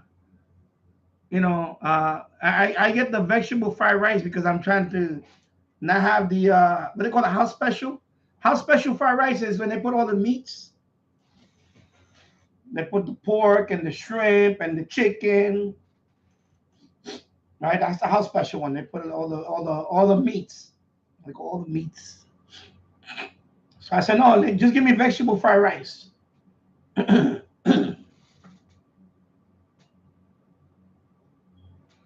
Well, here's longer. If I call for Chinese food, it takes about 45 minutes to deliver. Because everybody here orders Chinese food. It's like the minimum. I think the fastest the Chinese food I ever got here was 30 minutes. Yeah. Chop suey.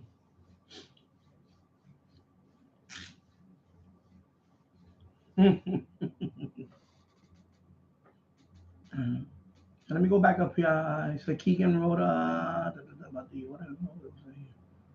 Keegan is reports of FM broadcast East Cape is from the north, northeast, and northwest today. Oh, okay. And Keegan Dixon says I like both milk chocolate and dark chocolate. I'm more of a milk chocolate guy. Yeah. I eat dark chocolate once in a while, but I'm more of a milk chocolate guy. But and then let me see. Yeah, so Jim's ready to check. Rice and pasta are worse for carbs. Yep, because that's me. And I can't. It's hard. It's especially rice. Pasta, I could see myself eventually weaning away from pasta, but rice, that's a mainstay of Indian diet and Spanish because that's the holidays. That's like, for example, Christmas, right? And in Puerto Rican cuisine, is rice with pigeon peas. That's what we eat, right? With the pork shoulder. You gotta have the rice. Yellow rice, pork is yellow rice, but it's rice and beans, white rice and red, right? That's another Puerto Rican special. Rice and beans, right? Arroz con habichuela, rice and beans. I gotta have rice. The pasta I can do without pasta. I can bring it down to a minimum, but I'm not gonna stop eating rice. I'm sorry. It's just I can't. I'm not. And then the Indian food. Rice, basmati rice, long grain rice, basmati rice, chicken biryani, goat biryani, that's rice. A lot of dishes have rice. So there's no way I gotta give up rice. Bread, I don't care. I give up bread. I don't eat that much bread. I only eat bread when I have a hot dog. Obviously, you gotta have a hot dog. Or a hamburger, a cheeseburger, I have a bun. Although I see some ridiculous people, they don't put lettuce on a burger and eat it like that. That's ridiculous. I'm not doing that. That's stupid. I seen that. Like the no bread burger. I'm not doing that. If I'm going to eat a hamburger, a cheeseburger, I got to have buns on it. I'm sorry. I'm not going to eat it on 2 leaves of lettuce, and that's stupid. For that, just don't eat the meat. Seriously. I seen that. I remember they were selling that. I think for a while. I think this is like 20 years ago. I saw it I first heard about it. I forgot what was the name of it. It was like the nothing burger, something like it's without bread and something. So stupid. It's just 2 pieces of lettuce on a burger. It's like you're still eating beef. Not like, oh my God, you're cutting down on the buns. Yeah. No, I do portion control. I am portioning though. I don't eat like a big mound of rice. No, I just have enough that I get a little bit of it, and no, I do portion though. You know. No, I am portioning, and I'm eating less often. That's another thing about me is I see a lot more often, and now you reminded me I gotta stand up. There you go. Do I want to stand up today? Another 20 minutes. 20 more minutes, and I'll stand up. I guess whatever. Because I got the fan pointed right at me, and if I stand up, that chocolate made me thirsty now. It made me thirsty.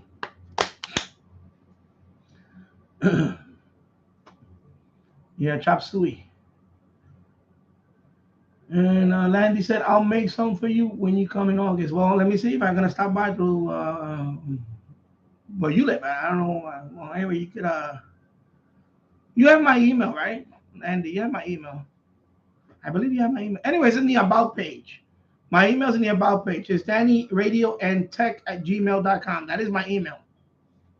Anybody send me email? That's my email. DannyRadioandTech@gmail.com.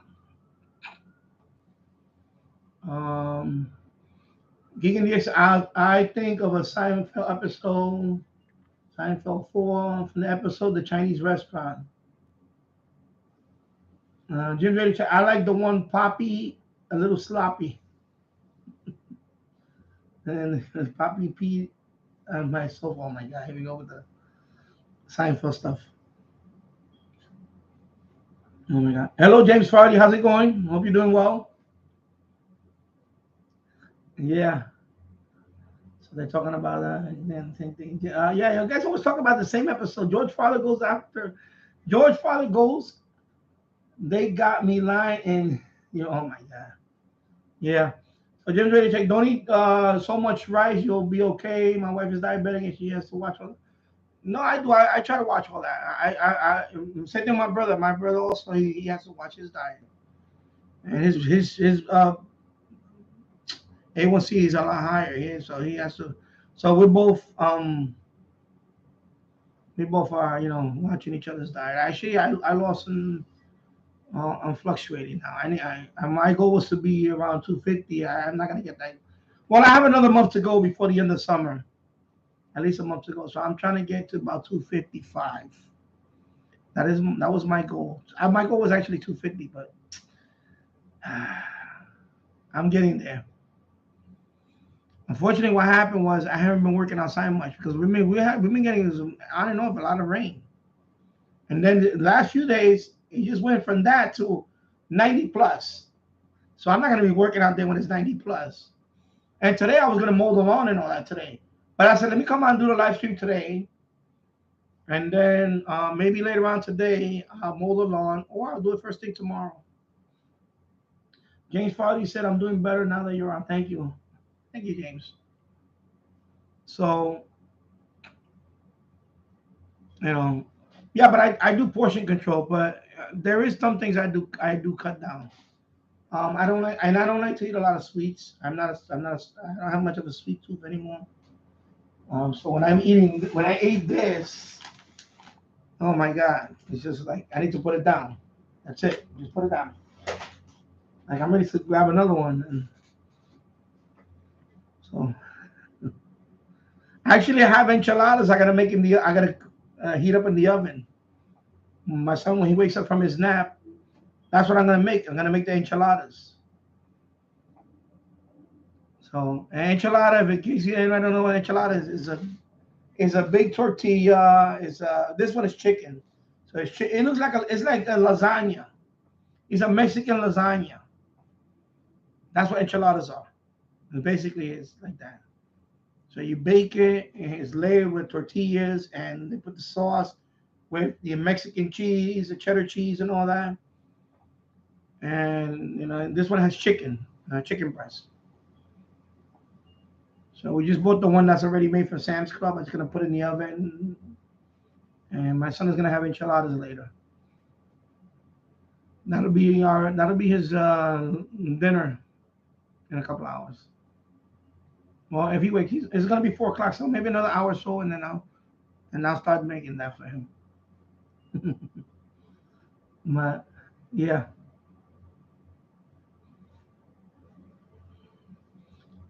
Let me see. All right. King and DX, I ate rice occasionally in my childhood. Okay. Yeah. Yeah, they just bought this a few days ago. We went to Sam's Club. So when they're in Sam's Club, they go right to the snack aisle. So they bought this. So I just tried this a couple of days ago, and oh my God, the bag is right here now. This bag's gonna be in about 3 days, 2 more days, it's gonna be gone. So I eat this chocolate pretzel. Oh my God, these things are.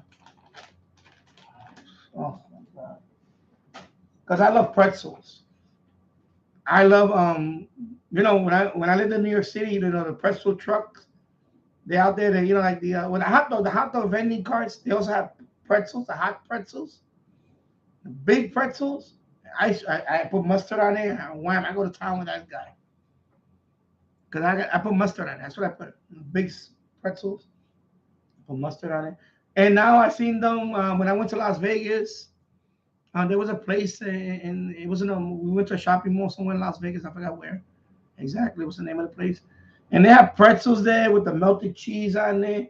And this one had jalapenos on there. Oh my God. And I had that pretzel with the jalapeno and the melted cheese. I got hooked. So sometimes we buy the pretzels and we the ones that the frozen section they already made, and we warm them up in the toaster oven. And my wife, she'll sprinkle cheddar cheese on it and put some jalapenos on there. Oh my God. We try to recreate that. And there's another place that my son loves. I think it's called Aunt Annie's or something like that. Aunt Annie's. And they have the cinnamon pretzel bites. Anything with pretzels. Oh my God. I'm a sucker for pretzels.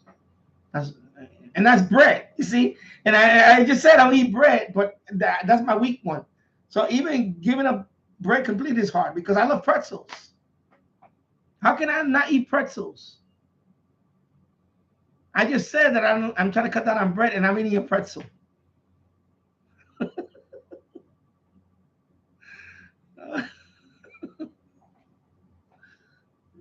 I'm guilty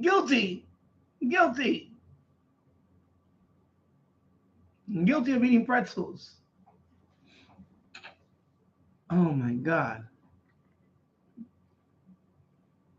Yeah, just ready to another Seinfeld saying these pretzels are making me thirsty. Yeah, I mean, I'm still thirsty. I eat those chocolate pretzels. I only ate 4 of them, and I'm still thirsty. I'm about to finish this bottle of water and get another one. Wow.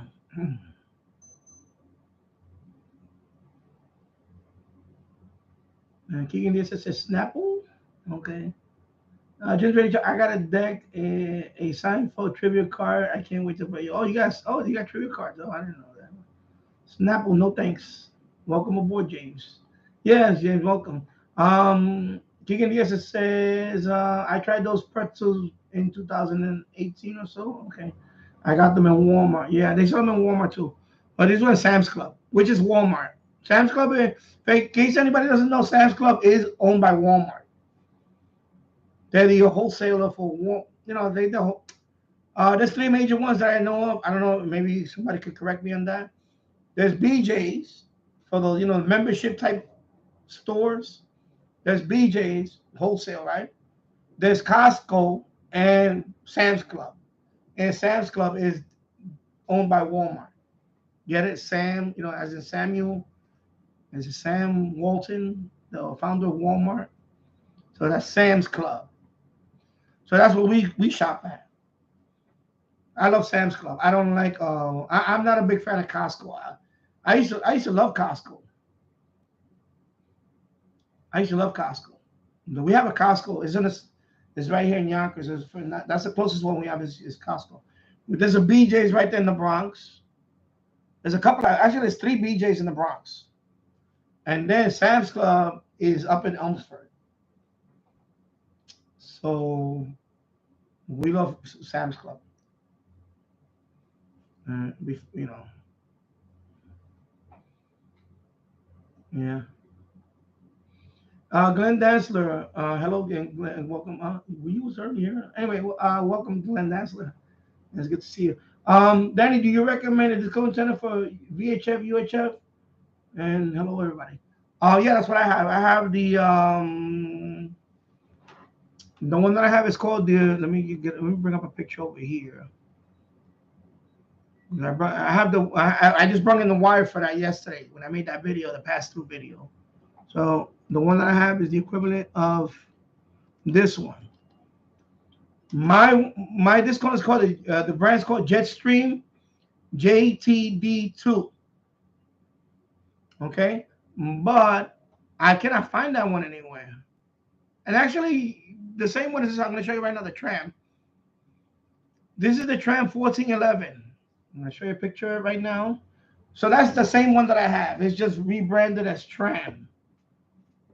I guess that company doesn't make anymore, though. Or I don't know. Why this? I hate this honey thing. Come up, please. Put it right there. Put it right there. You can see the antenna, and it's great. Well, it's about to fall over here. I'm trying to put it right there so it doesn't. Okay, Danny. All right. So, Glenn, that's the one that I have. But mine is rebranded. It's called Jetstream JTD2. I paid around that much because the price went down on this. And this thing, at one time, this was over $100, over $100 easily. When I bought mine, it was way before the pandemic. I bought mine for $59.99, I think it was, on eBay when I bought mine. And the reason why I bought it is because of this whip. You know, normally they sell that was the first disco that I seen it with the whip on top. Because this is you see the frequency range is from 25 megahertz up to 1.3 gigahertz. So this is the UHF. A lot of it here is UHF. Down here. This is tuned for the CB band. So you got the CB whip right there. So that's why I bought that one, because before that I had my 102-inch CB whip, and I took that one down, and I bought this one because I wanted to hook up my CB radio and also my scanners to this one. And this is the overall. It is a very good antenna. It's one of the best antennas, the best disco, period. So, and I have mine up there now for over 5 years, and it's still, everything's working well. I'm about to move it to my chimney. So this disco is very good.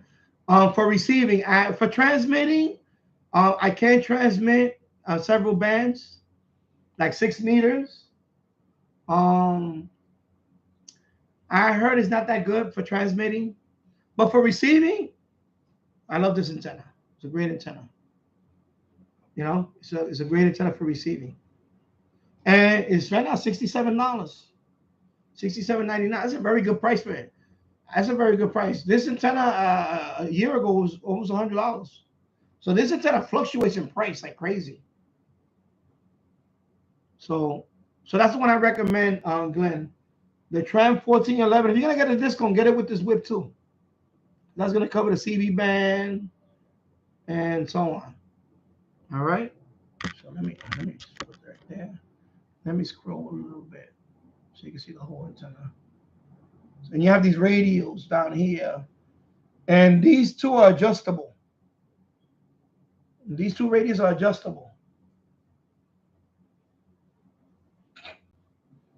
Okay, so that's the same one I have, and that's the one that Jill's has also, the Tram 1411. Okay, so it does a CB. It transmit. You can transmit on CB band. It also has. Okay, So there you go. Yeah, and it's a very good price right now. That's a very good price. When I bought mine before the pandemic, I paid. It was about $59, $59.99, but I had to pay shipping, of course. So that's a very good price for that antenna. This antenna, sometimes I seen this antenna for over $100. I seen this antenna as high as $125. So right now that I see this price, I may just pick up another one, because man, that's a good price. It might get sold out, man. Just putting it right here, it might get sold out by the time I'm done with this live stream. But yeah, that's a very good price. And you see the rating, 535 ratings, 4.5. So that is a very good indicator that a lot of people like this antenna. And Jules has it. He's happy with his. And I'm very happy with mine. Okay, so there you go. All right, so the Tram 1411. And I like that extra the whip antenna. That's why I bought that one. Because I wanted that whip antenna for the CB band.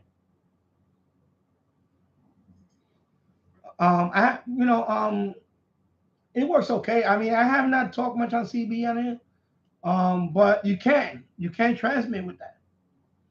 And not only I'll show you all the bands that can transmit. Let me see if I have all the bands here, because I made a video on this years ago, and it has all the bands that you can transmit on.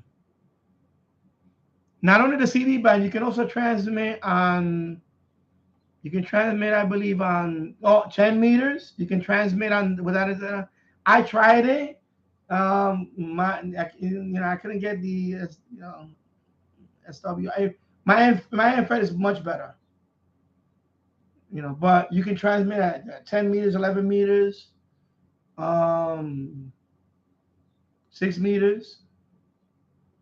There's a few more. The 2 meter band, the 70 centimeter band. You can transmit. There's several bands you can transmit on that. On the VHF range. And that wasn't it. I wanted to use that for the 6 meters with the Yaesu. See if I could get 6 meters in. But of course I haven't got set up my shop. But that's the one I plan to use for that. I'm going to use that, see how that works with it. But you can transmit. It hands up to 200. Apparently it's 200 watts. Let me see in front of me. Tell me here.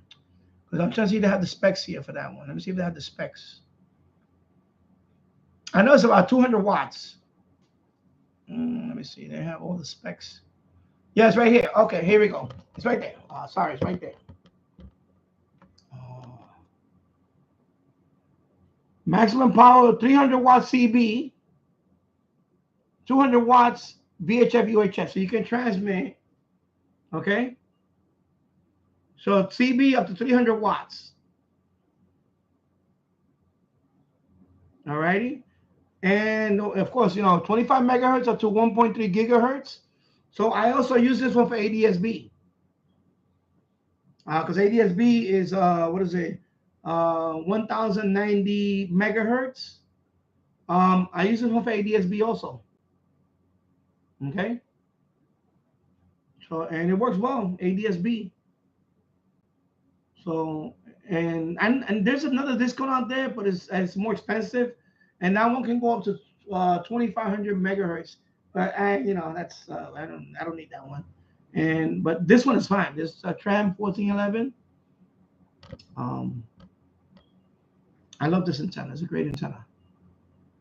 So once I get situated, because my disc cone again is in the front of the house. Whenever I made that video about getting that annoying hum, I'm gonna move it to the chimney. Eventually, eventually the MFJ loop on the roof is coming down, and I'm gonna use the chimney spout for the disc cone, and then But I plan to also use the 102-inch CB whip for the CB. But this one is fine. Okay. It's just let me fix this over here. right, so there you go. So let me read some of these comments here. 2-hour mark now. 11 people watching, 10 likes, thank you. And let me go over here. And hello, Paul. AA1SU checking in from Northern Vermont. We're out for a car ride. We were out for a car ride. Yeah, well, the weather's nice today. Today's much better. Right now, 78 degrees here. My bottle of water's blocking nice. Yeah, 78 degrees here and sunny in Yonkers, New York. So we got a break from the heat wave here. I got the window wide open now. And it's nice out there. Matter of fact, at the end of the stream, I'm going to just spend the rest of my day outside, just relaxing out there. So, excuse me. And let me go here. King in the Extra says, I lost my train. Okay. My dad has the first 4 seasons of Seinfeld on DVD. Okay. And Jim's ready checks that we mostly go to Costco. Okay. Yeah. Yeah. Well, that was my first membership was Costco. And then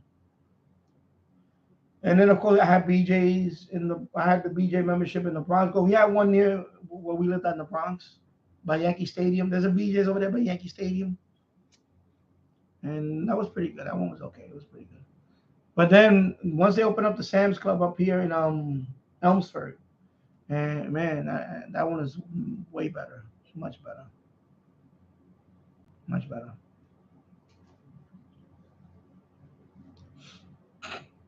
So we just stuck with Sam's Club membership and all that. So yeah. James Farley, I love your pass-through window videos. Thank you. Yeah, I just saw when I started with the live stream, I was showing people about that. So I don't know if you missed that. So this is the way it's looking right now. I have a window fan there for today, but that's just temporary window fan. So as you can see, the pass-through is there. Now I need to hook up to the switches. Yeah, I'm very happy with it. I got a lot of good feedback on it. I got a lot of good ideas on there. Of course, up there, when I seal that, I'm going to use, I already talked about it earlier in the stream. I'm going to use the backer rod for that. Let's have it like this.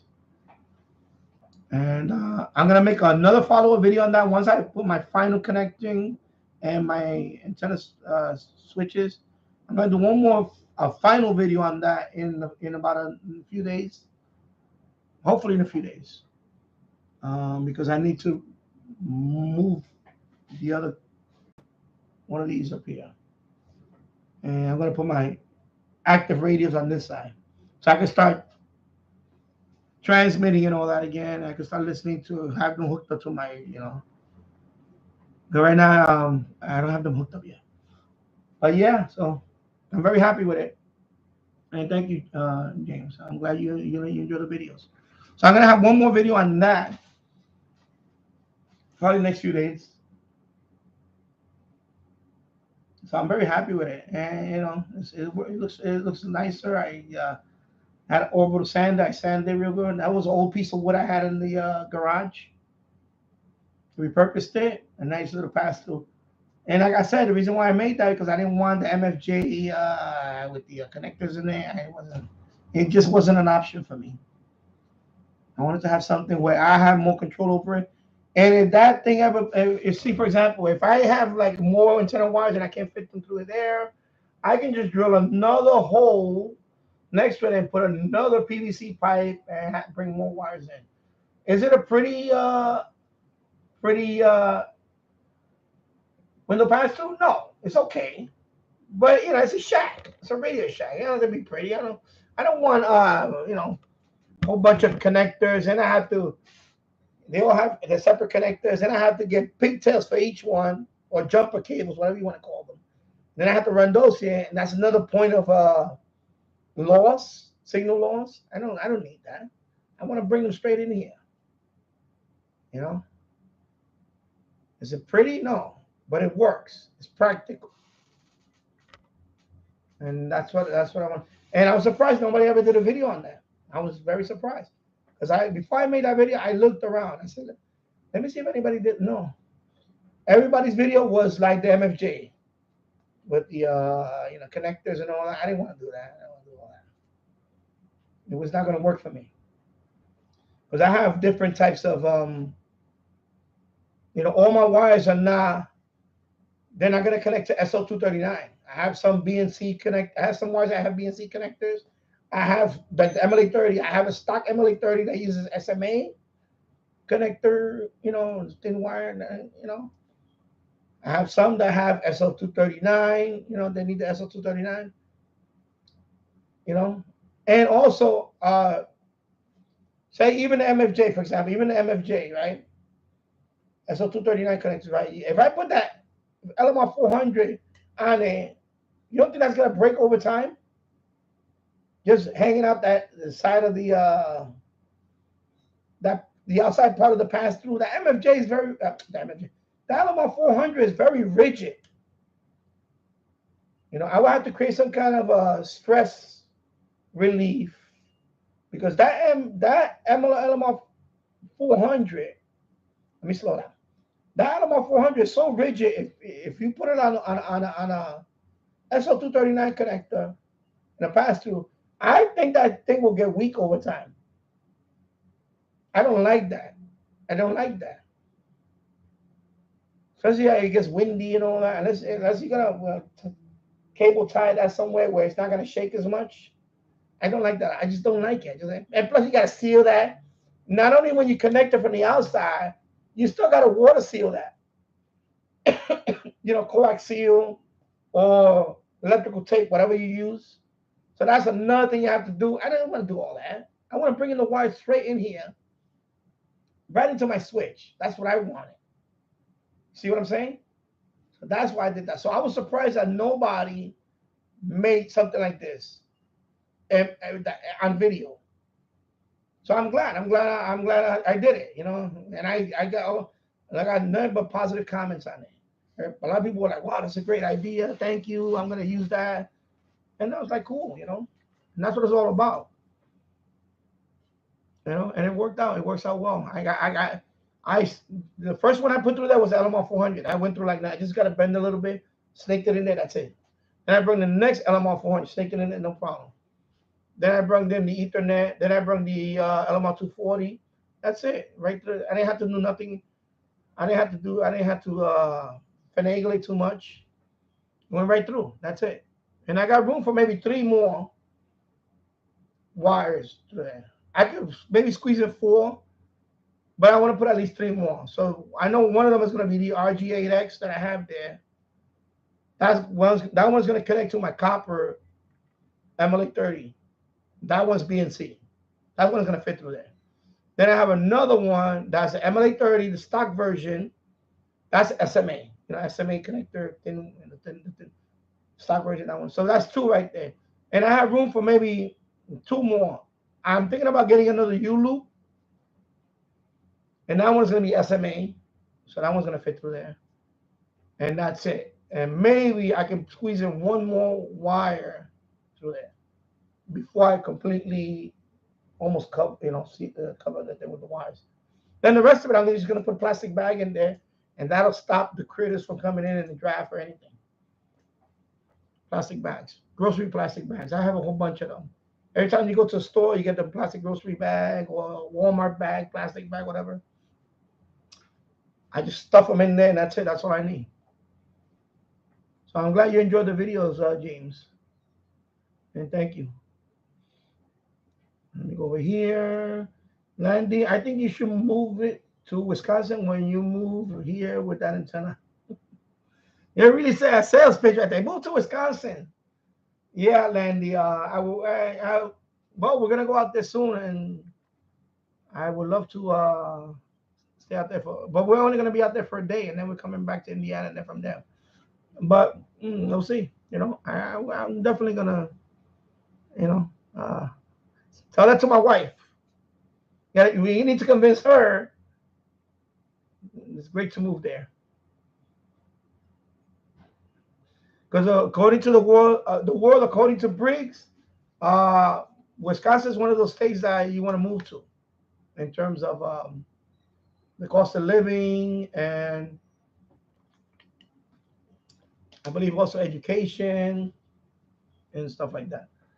Of course, the other thing is the weather. Of course, you have cold winters there, but same here. See, that's not before that was not a criteria anymore. Because my wife, she's not crazy about tropical weather. Me, I could live in the tropics more, but she's not. She really. But I like the seasons too. I like cold weather too. I don't. When we went to Florida the few times, especially when we went in the summertime, I used to go outside early in the morning. I would take my walk, 2 mile walk or whatever, 3 mile walk early in the morning. But her, no, she still there wasn't. She was with her sister in the house with the air conditioner. I was like, nah, I can't be like that. I have to be out, you know. So I wouldn't mind. I'll look into, like I'm looking into Indiana now. I went to see my sister. I like Indiana. And another thing about Wisconsin is it's still a red state, right? I don't want to go to right now. I'm living in New York, which is the most next to California. We're up there in terms of the most liberal, progressive, whatever you want to call it, crazy woke ass state. You're a sanctuary state. Come on, are you kidding me? And I'm living next to a sanctuary city, New York City. Of course, they're crazy. Now you want to hear the latest thing about this mayor in New York City? What he wants to do now? He wants to make it mandatory for landlords to include at least window air conditioning in their apartment.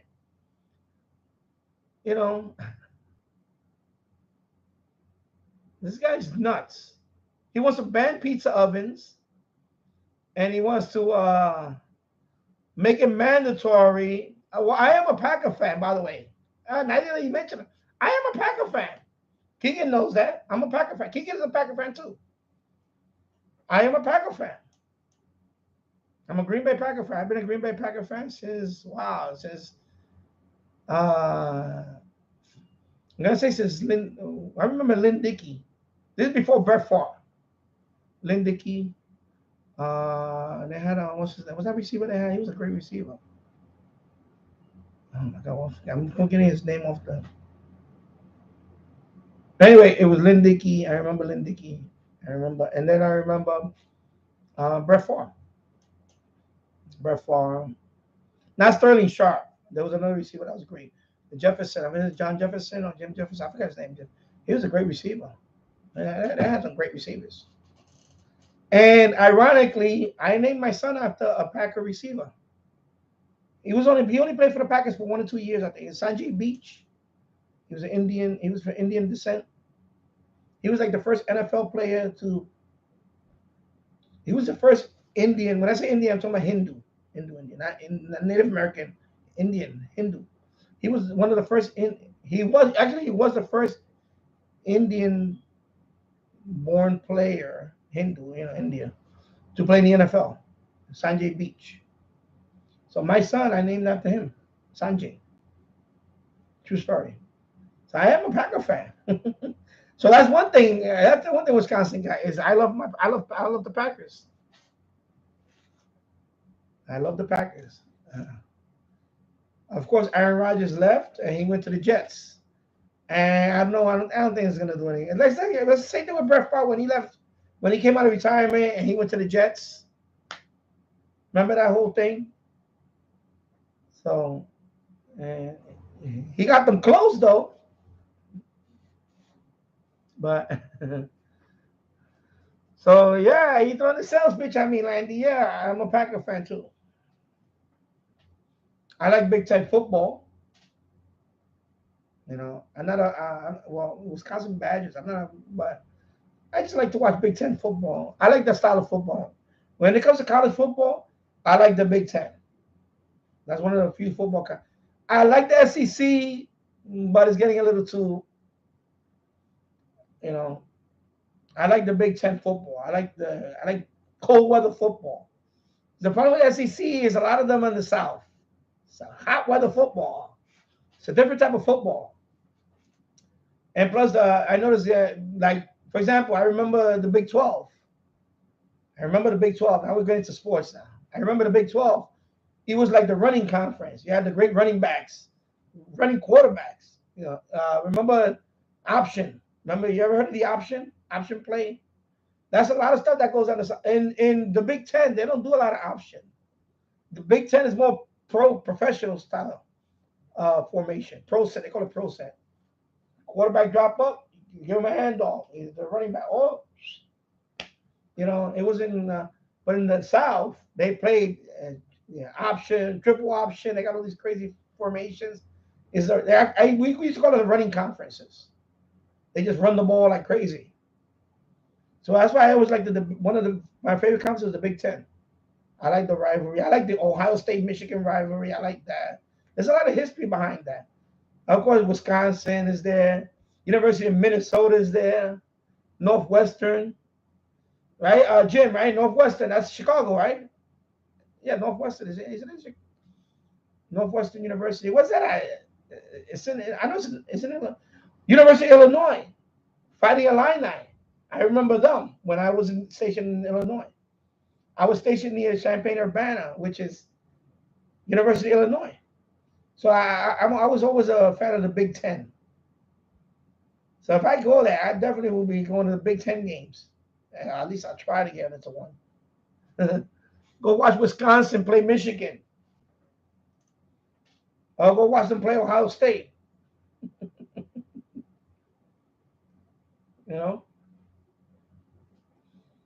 Of course, baseball. I remember the Milwaukee Brewers back then because I'm a Yankee fan. I remember the Milwaukee Brewers. They had that lineup. Remember Harvey's Wallbangers? Remember that? Island, you know what I'm talking about. Harvey's Wallbangers. They had a fear lineup. They had Robin Yount, Paul Molitor. My memory I still got a good memory because of this stuff. Ben Ogilvy, which he went to school in the Bronx. Ben Ogilvy, Cecil Cooper. They had a scary lineup. Yankees had to face them in the playoffs. They had a scary lineup.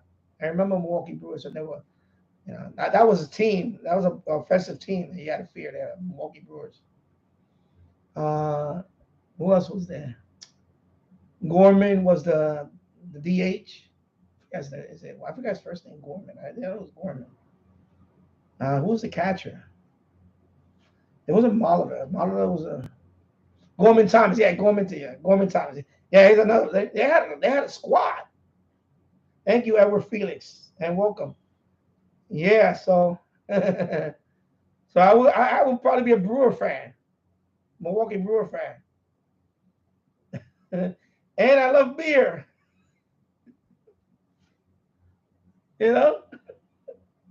That's a perfect fit for this guy.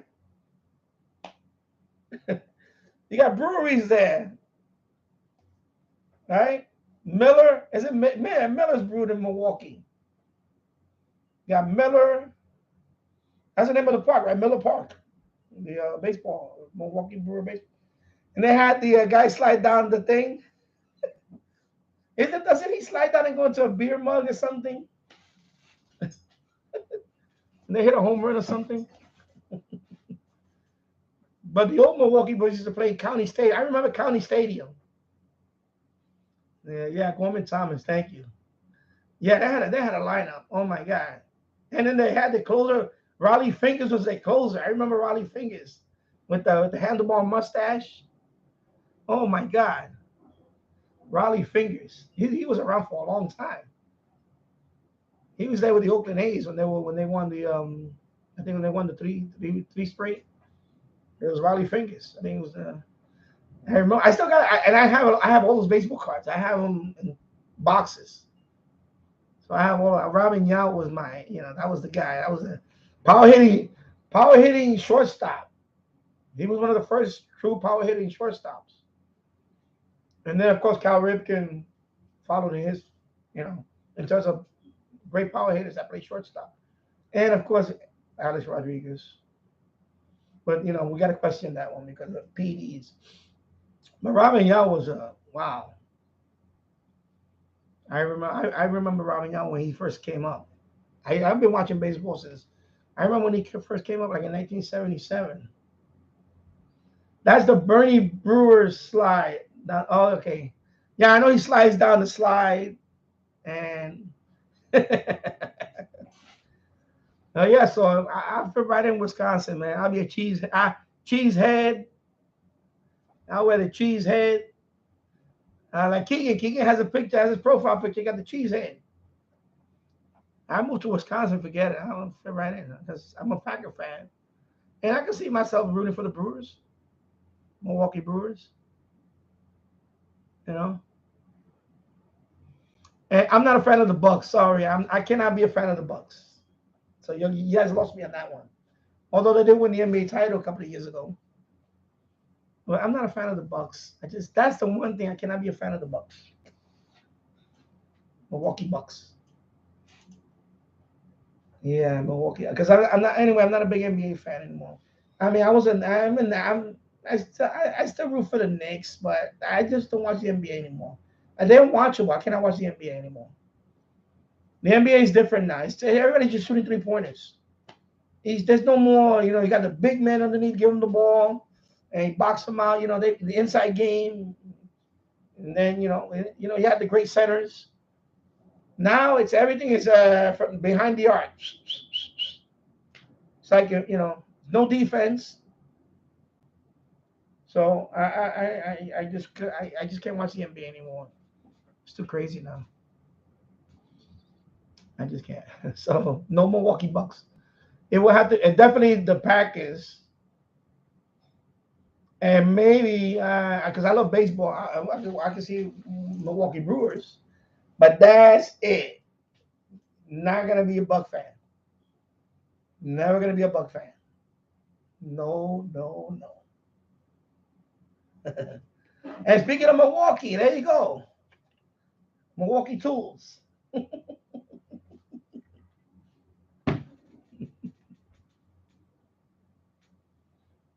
Yeah.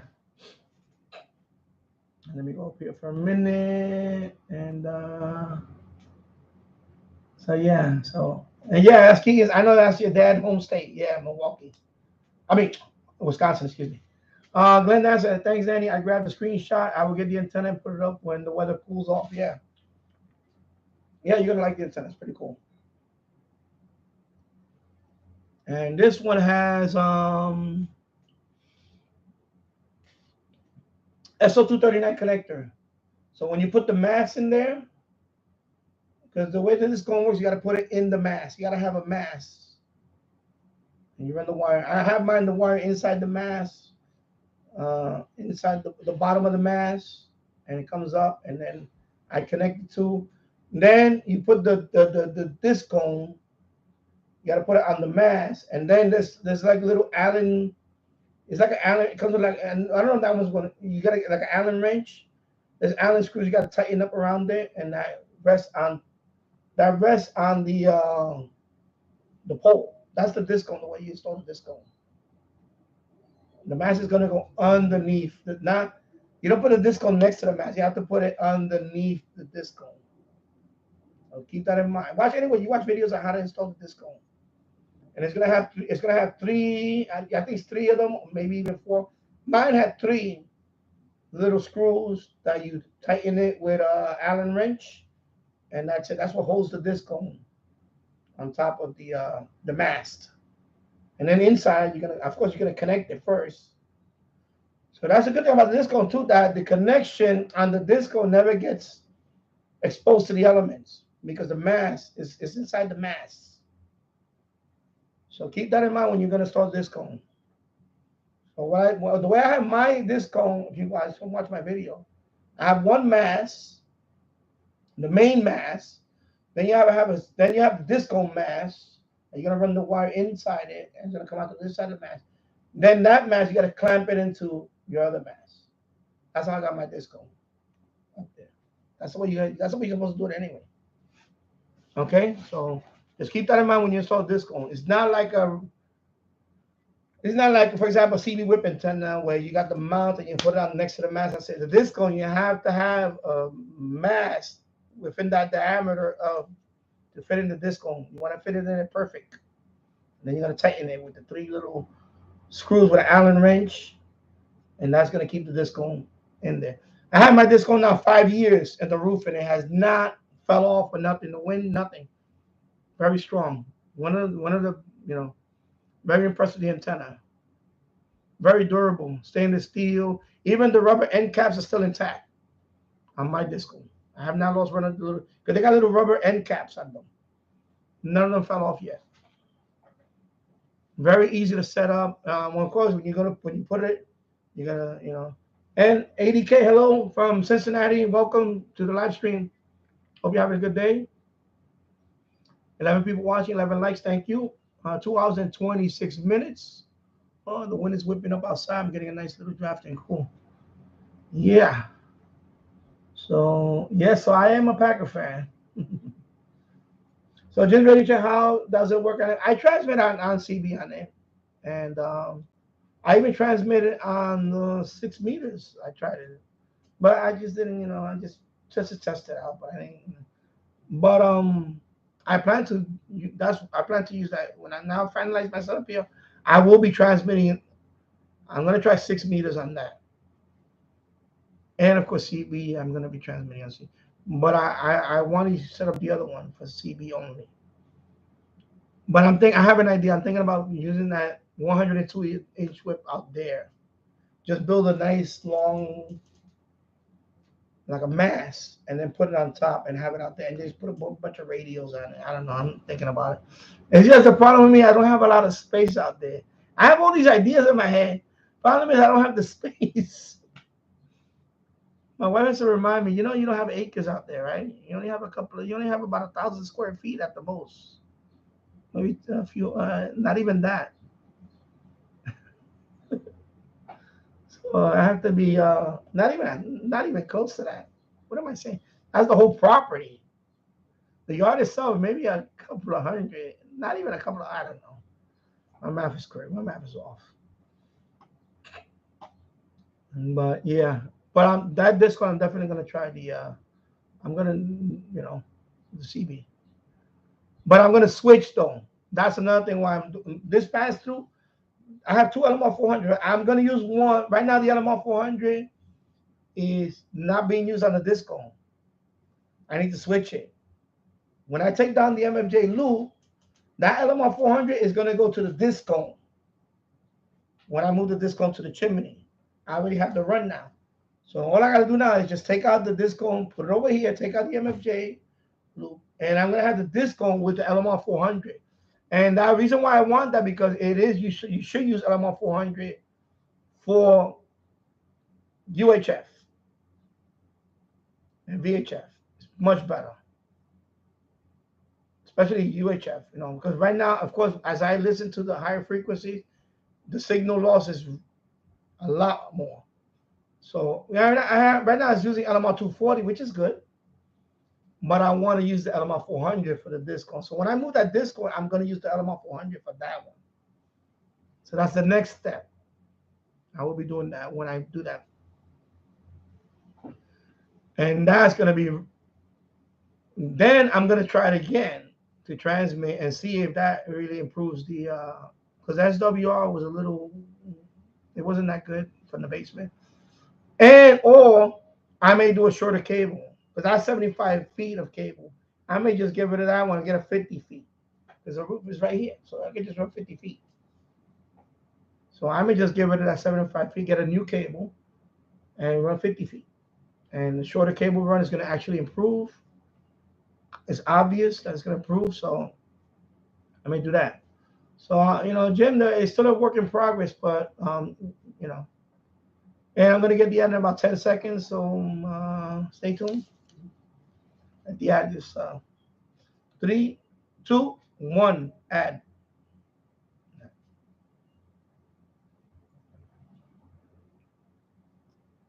All righty. But you can transmit on that disco. Like I said, it says right. I'm looking at it right now. It says and of course it is a rust-free stainless steel because I had mine for over 5 years and it looks good as new. the mask got rusty. The stainless steel mask is rusted. You see, I got rust on it now. But the antenna itself looks good as new. When I take it down, I'm gonna wipe it down. I'm gonna clean it with alcohol. I'm gonna clean it, you know, for any been up there for almost it's over 5 years it's been up there. So you know it's dirty, whatever. I'm gonna clean it up real good. Then I'm gonna reinstall it here on the chimney. And I'm gonna use the LMO 400. And I might try to put it a little bit higher. On the chimney, I can put it a little bit higher without being so unstable. In the front, I can't put it too high because otherwise I need guide wires, and I can't do that. It was in the front, couldn't put it too high. But in the chimney, I could not only it's going to be closer, it's going to be away from the power line. You know, in terms of noise and all that. It's going to have also maybe a shorter cable run, but also I could put it a little bit higher, and that's going to help with the reception too. I can put a little bit higher. So, but that antenna, I highly recommend that antenna. I use that for my scanner radios, and I pick up a lot. I pick up, police, NYPD, which they're gonna go digital now. The news is that the NYPD is gonna go digital. They're gonna go encrypted within a year. They made that announcement day before. I saw Fox 5 YouTube video on there, and they announced that they're within about a year or year and a half, they're gonna be digital and encrypted. So the NYPD, I'm gonna record more videos at NYPD. After that, that's gonna be it for the NYPD. Yeah, which is I'm not happy about that. That's gonna suck. I mean, I can still, and when people ask me all the time, can you still listen? Yeah, I still got my scanners, of course. I got my, I got this little baby, my, right? I got this baby. Analog though. I can still listen to Yonkers Police Department. I can still listen to Westchester County Police. So even when they go encrypted, the New York City Police Department, I can still listen to, and I can still listen to the fire department, FDNY. I can still listen to the EMT. Right? EMT, the ambulance. I can still listen to the air band. So even when they go digital, it's gonna suck that I'm not gonna be able to listen to NYPD anymore. But it's okay. You know what? I'm still gonna enjoy my scanner, listen to other stuff. I listen to Railroad. I have the Metro North right here. We also have CSX rail, for the freight train. I listen to the subway, New York City Transit. I can pick it up here from Yonkers with the disco. Of course, like I said, the air band, I can listen to, LaGuardia, Kennedy, even Newark Airport, I can listen to this. Westchester County Airport up there, I can listen to this too. So there's still a lot of stuff you can listen to. A lot of people get discouraged when they say, oh, police, it's all digital. If you live in a major city, there's a lot of stuff you can still listen to. Taxis, I hear taxis all the time on this. I hear taxis. CB, I listen to CB radios when they come on, CB radio. 11 meters, right? 10 meters, repeaters, all that I can listen to. 6 meters, 2 meters. So there's a lot to listen to. So when people get all crazy about, they're NYPD, yeah, of course it's gonna suck that I'm not gonna listen to NYPD anymore after a year or whatever is gonna happen. Because they announced it's gonna be about a year or year and a half. And because especially the media is very upset about it because, like, there was a crane fire a few days ago, early during the week. There was a crane fire at a high rise in Manhattan. So the media is using that as an example that we heard the chatter through, because the media, news, they all have scanners in their office, and they hear that stuff. And then they say, okay, there's a fire over here in 46th Street, and whatever. I forgot what it is. I think it's 10th Avenue. I think it was on 10th Avenue, 46th Street where that happened. Boom. Fox 5 was there, and then CBS News was there. And they get the information through a scanner. That's how they get the information. Then they're there. They're there at the scene. And that's why I say, even though the police is going digital, and I don't blame them because, because of criminals, obviously, things like that. I'm surprised that the NYPD took this long to go digital. No, it's not the same. Trunking is something else. This scanner is trunking. Let me bring it up.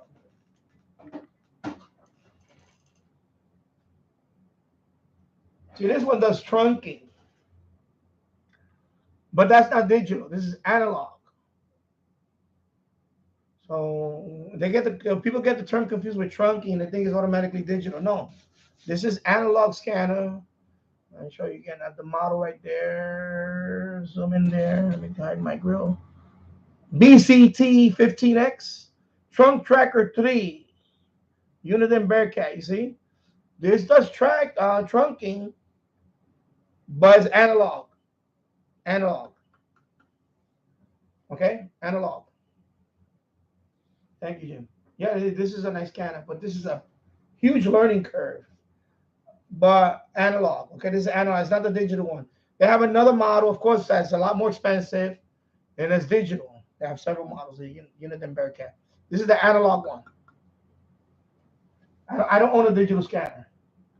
I'm not going to buy one now because for what? My point is that even though I have analog scanners, I don't have a digital scanner. I can still listen to a lot of things. Like the FDNY, I listen to the fire department. I listen to all that. Not everything has to be police, EDP.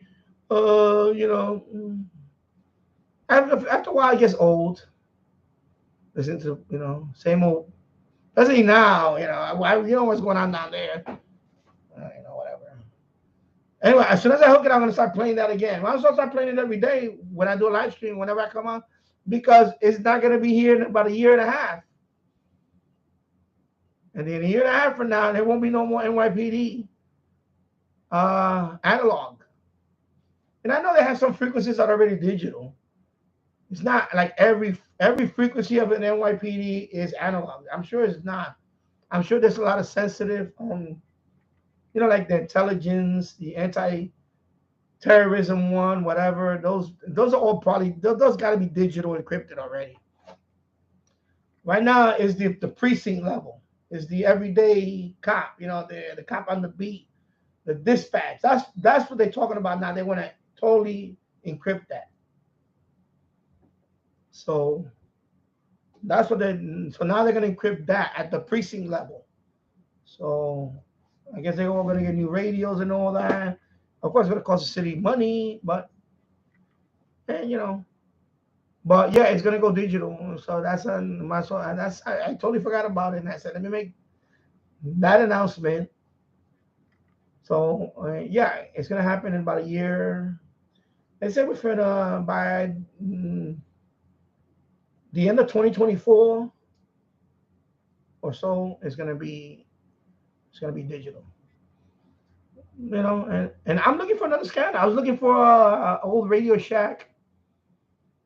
And I was looking for one. I saw one on eBay. I was going to pull the trigger on him and get it, but somebody snatched it up. I had it on the watch list. There's a nice little old Radio Shack scanner. Because I want to have one in the boiler room. Because not only I'm setting this up, eventually I'm going to set up a little shack in the boiler room. And I would like to do streams down there one day in the boiler room. Especially, in the wintertime when I could medium wave DX and all that stuff. I want to be in the boiler room. And I'm in the process of doing that. Now that I installed the pump, I'm cleaning out the boiler room. I need to repaint it. That spot. I'm going to put shelving. I'm going to put a couple of radios there. I want to put that. So I want to get an old Radio Shack scanner. Or maybe I'll get another one of these. I know the gym, the one you have is like this one. You have one. I saw one that you have is like this one. But I don't know if it's an older model of this one. It looks almost like this one. This is the BC. Let me see the B. What is it? My eyesight. BC 355N. Unit and Bearcat BC 355N, right? I know you have that one that's similar to. I don't know if it's an older model than this one, the model before that. I was gonna get that one. I saw one of those that I was gonna pick up just for the boiler room, because I want to have one in the boiler room. Well, I may just split this one. I may just put this one in the boiler room and keep this one up here or whatever. But I saw one that was on sale. It was a good price. But I didn't pull the trigger on it. But I want to, when I finalize up here, I'm going to work on the boiler room. But I want to do that over the fall and the winter time, because and now it's too humid in there to do that. I got to paint it. I have to do a couple of things. And yeah. So let me go down here. Landy says, you become a Packer fan. Yes, I am a Packer fan. Paul BT ready, got to go do some things now. And might take a nap. Take care, Paul. And thank you for stopping by, Paul. I should be back on Tuesday. And then I'm gonna do next Saturday. By the way, I'm gonna make the announcement next Saturday. If anything doesn't come up in terms of like I have to not be in fact, I'm not gonna be in the house. I know Jill's gonna be out for the month of August. I'm gonna try to do live streams on Saturdays. I may start earlier than him because he's usually at 4 p.m. Eastern. I may start at 2 o'clock Eastern, and I'll go all the way to maybe 3 or 4 hours. Right now I'm on for 2 hours and 42 minutes, and so I've been on well. So, and I said I was gonna be on for 2 hours. I'm almost going 3 hours now.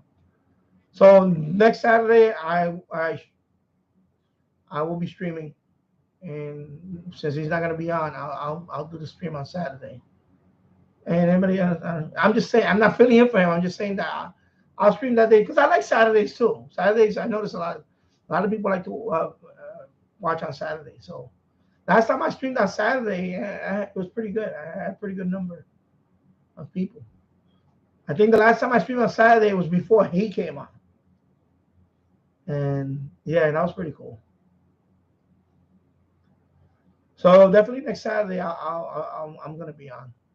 It'll probably be earlier than 4. It'll be like probably 2 o'clock or something. Well, let's see. Yeah. Edward Felix. And thank you for the comment. Yeah, I saw you posted a comment on about the. I'm glad you liked the window pass through. Right now I put the window fan on top of it. Just for today. And I gotta run a few more wires, and then I'll start bringing in the. Actually, tomorrow I should start bringing in the. I'm gonna dismantle the other one downstairs. I gotta empty it, dismantle this one. Then I gotta take all this stuff out, dismantle this one, build that one over here. Then I could build all this because I need to do that. And then these radios are gonna go over here. These radios that are here. These are a couple of refueling. I'm going to empty this out, and I'm going to put my transceivers here and my scanners for now. Originally, I wanted to build a wooden bookshelf, but I'm still thinking about it, actually. That would be better. But this is strong enough. This is steel. I mean, it's like aluminum or something. It's pretty strong. And I'll use this because I just need something strong for my power supply. Eventually, I'm going to get a 50 amp power supply. That's going to be heavy. And one day, I'm going to get the Icon 7300. So I need something that can hold it. So this will hold it. And also, I'll use this for my transceiver. And up there, I'm going to probably have the computer, the all-in-one computer to do my FT8. Or I may put it here. If it fits in here, I'll put it in here. I'm trying to replicate that what I had in the basement. You know, it's over there. I have it on the floor there. It's the Lenovo all-in-one computer. That one is dedicated for my FT8. So that one's gonna be there, and then I'm gonna have the Zygool down here. Most likely the Zygool's gonna be down here with the Yaesu FT818. And then up here is probably going to be the CB and the scanners. Let me see if I can do that. And these are not adjustable. I can't really adjust these too much. Actually, I can. I'm looking at the notch. Yeah, I can adjust it. But I don't really want to adjust. I think it's fine the way. So let me see. I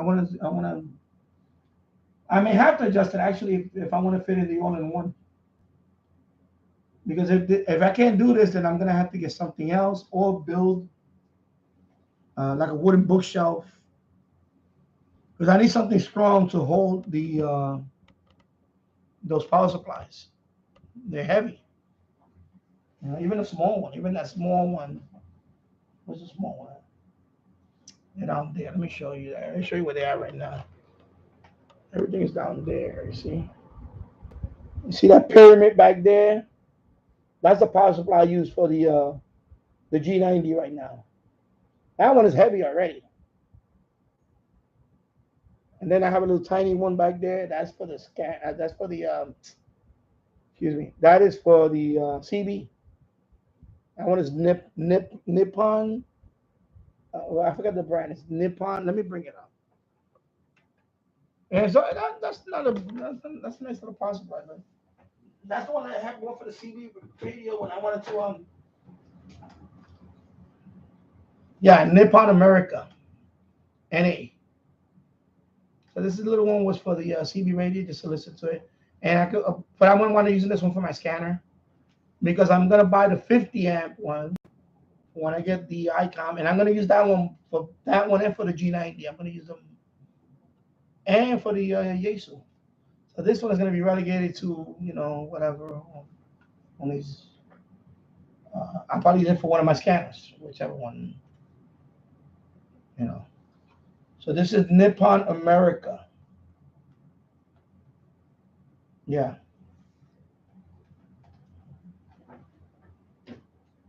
It's just enough to. But that pyramid one is not bad. I know people get poo-poo pyramid a lot. Oh, pyramid is junk. Oh, that pyramid is pretty good. I use it for my G90 and it works fine. I know MyRadio DX has the G90. He also has another one. I think it's the 6100. I like that one too. I like that Zygool one. They make nice radios too, the Zygool. I mean, if I really wanted to, I don't need the 7300. I could just get the amplifier for the G90.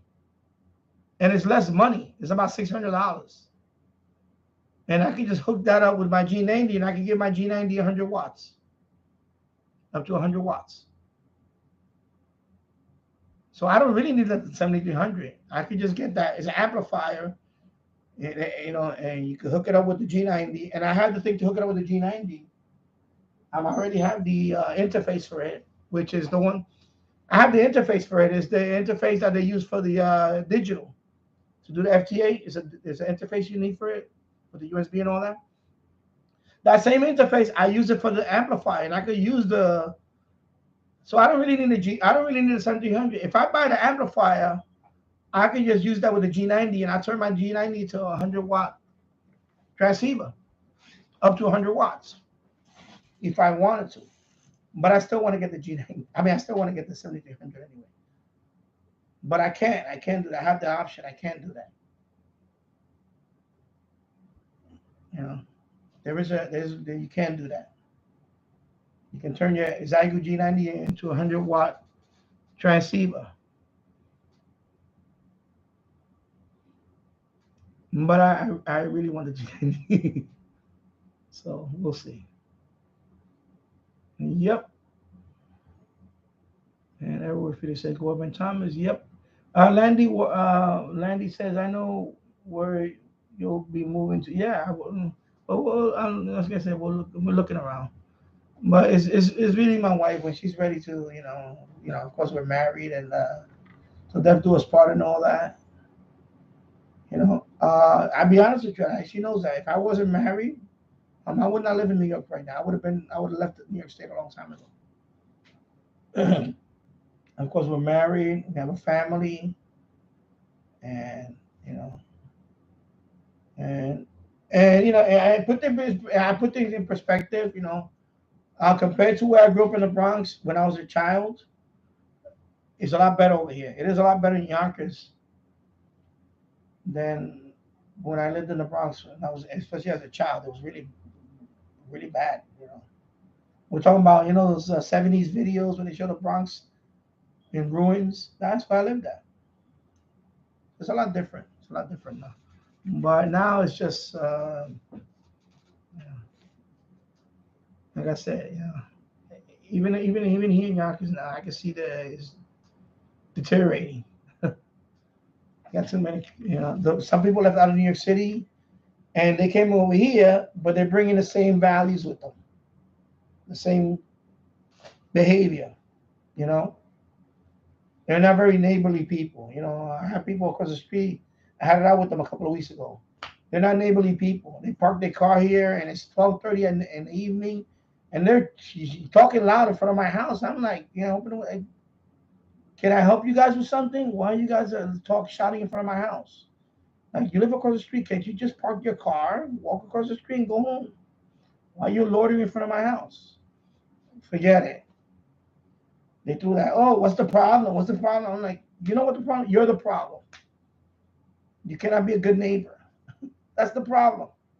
You people cannot be good neighbors. If you already respect their own space, there will not be much conflict in this world. I really believe that. I really believe it comes down to that. When people don't respect people's spaces, that's when conflicts happen. Right? And that's what happens right here. Because they're tenants of the guy across the street. He owns a house. They're tenants, so they move here, and I guess he didn't give them the memo. The guy across the street, please don't block his driveway. The guy across the street, please don't hang in front of his house. That's the first thing I would tell my new tenants. If I had a tenant here, I would tell them, listen, just keep, this is your house, this is your apartment, whatever. Don't make me look like, don't make me look stupid. Don't start causing trouble with my neighbors, because you're going to go. That's what I would tell my tenant. Apparently, they don't get the memo. So from day one, they were always constantly in front of my house. And then not only they can stay in front of my house, they have to litter. They drink a bottle of water. They just throw it right there in the sidewalk. They'll just throw the bottle. Instead of taking the bottle right across the street and put it in the garbage. And they just take the bottle. They're the type of people that do that. They just drive around and throw food out the window, Chinese food, whatever, styrofoam container, throw it in the street. Like they have no sense of community, of keeping your area clean. You're my neighbor. That means we are in the same community. We're in the same community. Why can't you keep your area clean? It's like if you have a roommate, right? If your roommate or you live in the same apartment is our apartment, why can't you keep your side clean for both of us? He's not, well, I'm gonna stink up the place and all that, and I'm not gonna care about you. No, you gotta have consideration to your neighbors. It's like playing loud music. I listen. I pump up the volume a little bit to listen, but not to the point where you're gonna bother everybody else. You have to be a good neighbor, and that's dumb. They're not like that. I don't know where they're just not. I guess they're brought up differently. I can't comprehend people like that. They just can't pick up after themselves. And then when you look at their apartment from here, the blinds are all broken up. It looks like abandoned. It looks abandoned. And they have pets in there. They have a dog and a cat. And I can imagine, they're just not good people. I'm just going to say it. They're not good people to be neighbors with. They don't pick up after their dog when they walk the dog. Things like that. Like, these are very disgusting people. So that's That's the Landy. That's the type of people I have to live around here with. That's the part that really wants me, you know. And I know people say you should stay here and screw them, and you know, so it gets when you say it over and over, walking down the street, it's the whole mindset in this area. It's like that. Yonkers used to be a very nice place to live, and there's still pockets of areas that are very upscale, but some areas are just really ghetto. It really is going downhill. You know, sidewalks are broken, potholes. Um, you know, I can see it, it's deteriorating. I lived here for 11 years. I can see it's deteriorating. Uh, you know, 10 years here, but I know this area for over 20 years, and it's really deteriorated. You got people that are driving cars they have no business driving their cars around here. I don't know how they got their license. I swear to God. You know, it takes that, and that is that percentage of people that mess it up for everybody, because those are the people that vote for the same dummies. This used to be a great state. I used to be proud to say I was from New York. Now it's not that way. It's not that way. It's not. It's not. And no matter how much I vote for this person, it's just the ratio is too high here. For every person, for every decent person I'm trying to vote for, you got 10 idiots that'll vote for the dummies, like the AOCs. It's just a monopoly. It's like a monopoly. It's and a lot of them they don't work. They're not working. They're getting benefits. They're getting free shit. I'm gonna say sorry, PG just went out the window right now. Almost at the 3 hour mark, I finally broke the. They're getting free shit, and they just walk down the street like they're entitled to anything. And if you call them out on something, can you please pick up the garbage? How dare you tell me that? How you talk to me like that? And I tell them, didn't mommy and daddy teach you to pick up after yourself? Or in your case, mommy and mommy, or whatever? Or daddy and daddy, or non-binary and so on, whatever the fuck it is now. Sorry, I'm going to say it. They didn't teach you to pick up after your shit? You know? That's what I got to deal with. So, yeah. I noticed my likes went up. Good. But yes, the truth. It's the truth. That's what I'm up against here. You know? And I remind them, I said, listen, before property value plummets, you got to sell when it's high. You got to sell when it's high. That's stock investing 101 and any type of investing. Sell when it's you get a profit and it's high. Don't sell it when it's at a loss, because then you lost money. So I told her, listen, you know, before property value really plummets around here, New York City right now, commercial real estate is businesses are leaving. And then when they do that congestion pricing in New York City, it's going to kill the rest of it. You know, the profit margin is already, the margins are so thin already to even make a profit. The companies are still in New York City. What do you think is going to happen with congestion pricing? Nobody's going to go into New York City anymore. Who's going to pay $23 just to drive into New York City? That's insane. But that's what these dummies keep voting for. All these dummies, because that's what they are. They're dummies. They're dummies. You know? All they care about is the free shit they're getting. Add in 3, 2, 1. Gonna add. All righty. So yeah, the 3 hour mark. Here we go. Now I've been out for 3 hours. So nice little 3 hour stream today. And yeah, so anything goes after the second hour. So my PG rating just went out the window. And my son is he's still taking a nap. He's gonna wake up any minute. But yeah, but it's the truth. That's the truth. That is the truth. That's what's happening. Is that this used to be a nice area, but now there's nothing for stopping these people from acting the way they act. There's no consequence. You know, there isn't. There isn't. And that's the problem. When they accept that type of behavior, it just spreads. You know, when people go into a Walmart and just walk out with stuff and they don't get arrested for shoplifting, it's just you're legalizing stealing. And when you think about that, the companies like that cannot stay in business. So what's going to happen? They're going to leave. They're going to leave the neighborhood, and then there's going to be nothing in the neighborhood. The people do it to themselves in those neighborhoods. And you burn down your own stores, and you keep stealing from your own community stores, you're the problem. You're the problem. You're deteriorating the whole community.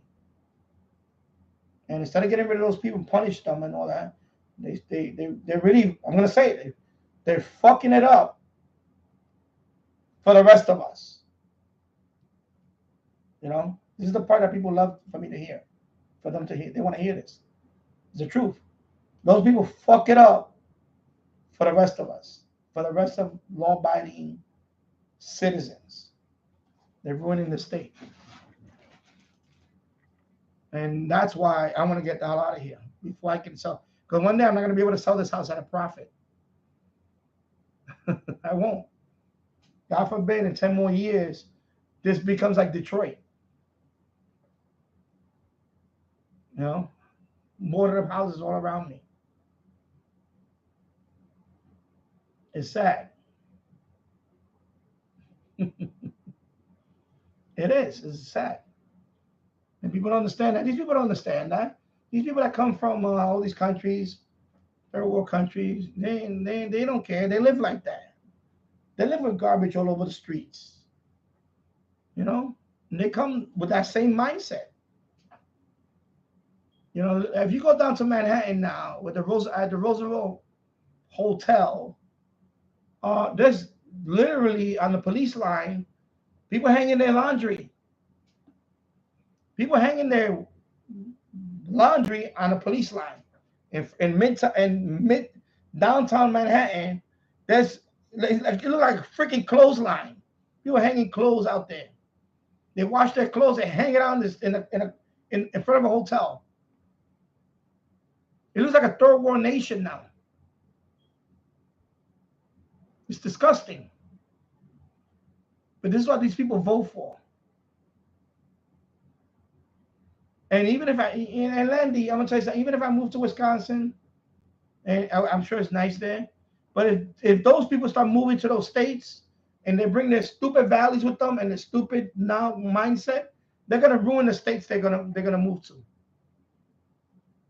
You know, because even in Texas, it's happening. You know, one day, there's certain parts of Texas now that even Florida, I've seen it in Florida. Some parts of Florida, it's like you come with that same mindset. It's like a mental disorder. They vote for these stupid people. You know, like New York City, they want to ban pizza ovens. They want to ban water heaters. This buffoon in the White House is talking about. Get rid of water heaters. Are we going to take cold showers now? It's bad. Oh, because the environment. Oh, my God. Climate change. The absurdity of these people. And I'm not worried about myself. One day I'm gonna be gone sooner than later. I'm worried about my son's future with this nonsense. You know, And that's a microcosm why I want to sell this place. Well, my wife has an emotional attachment here, and she still has family here. If it was up to me, I would have went to the, I'd have been in the reddest state out of all the red states. Because I'm done with this. I'm done with all this stupidness around. I'm too old for that. To deal with stupid people, with grown-ass people that don't pick up after themselves. They just can't even pick up after. You shouldn't be a dog owner if you cannot pick up after your own dog. You should not be walking. You should not own a dog if you cannot clean up after your dog. Like things like that is what.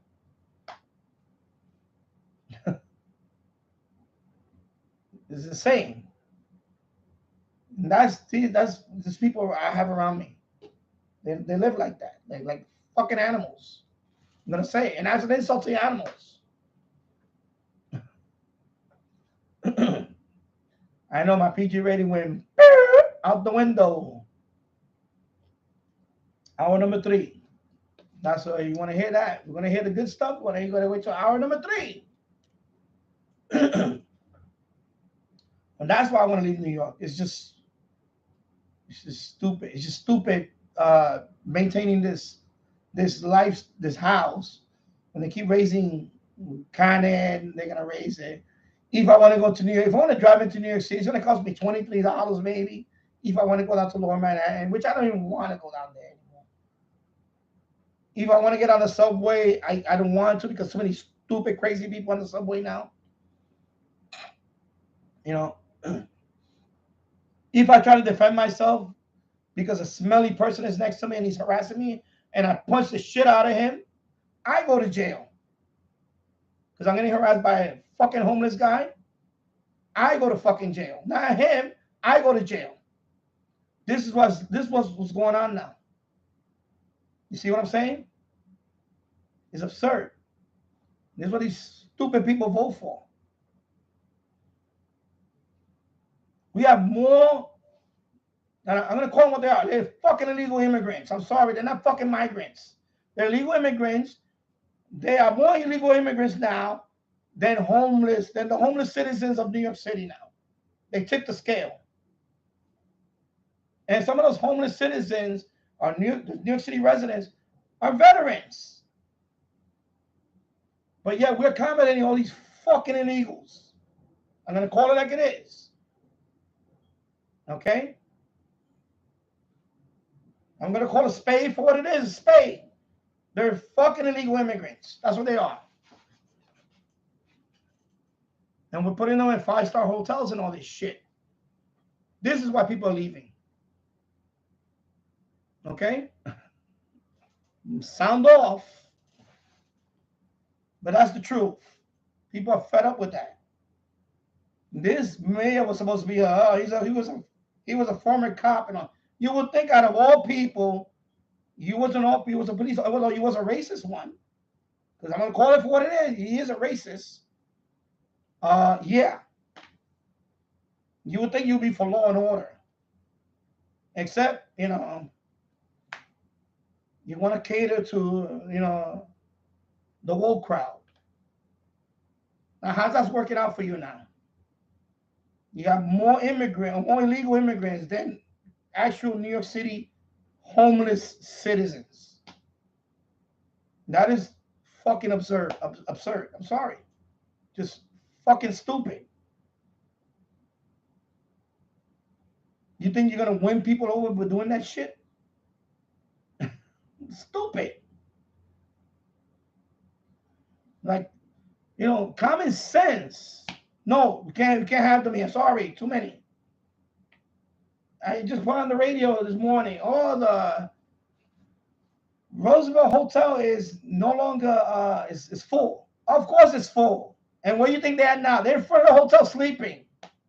And probably in tents now.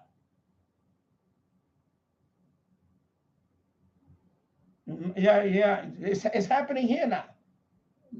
LA, right, with the 10 cities. Seattle. Portland. Now it's here. Right there. And one day it's going to be right here. One day it's going to be right here. You know, South Broadway, I'm going to walk and I'm going to see 10 cities right there. Because we keep voting for the same fucking stupid people over and over. All right? That's my rant, baby. So, yeah, I may take up my new offer one day. If anyone wife kicks me out of here, and maybe we have one day, I get out. Okay. Oh, see you later. I'm going to Wisconsin.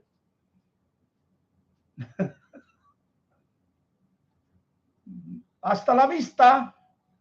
I'm going to Wisconsin. Hasta la vista. I'm going to Tennessee or wherever. This is fucking stupid. It's just fucking insane.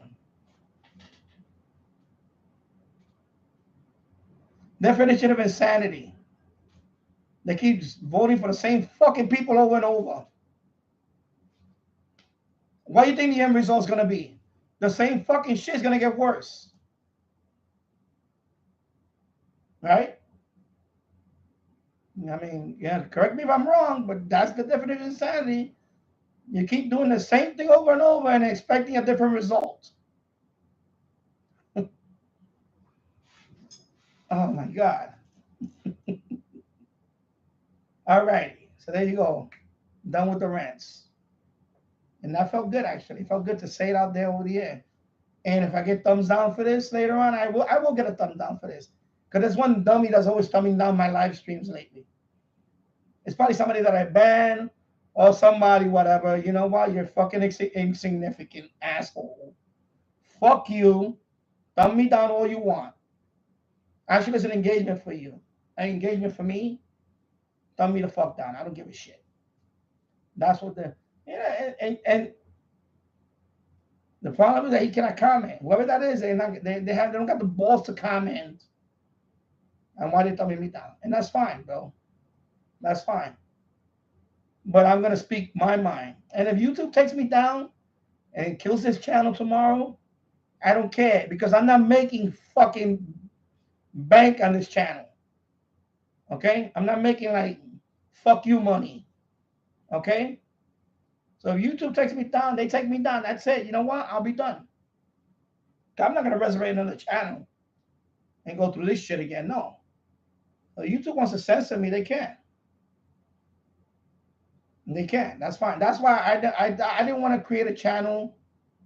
I'd rather talk about it in this channel and that's it. I don't want to. If I create a channel dedicated to that, it'll get shadow banned so fast. It'll get shadow banned like within a few weeks. It'll get shadow banned. It'll grow, but it'll get shadow banned so fast. And of course, it'll get demonetized because I know channels I got demonetized for saying less than what I just said now.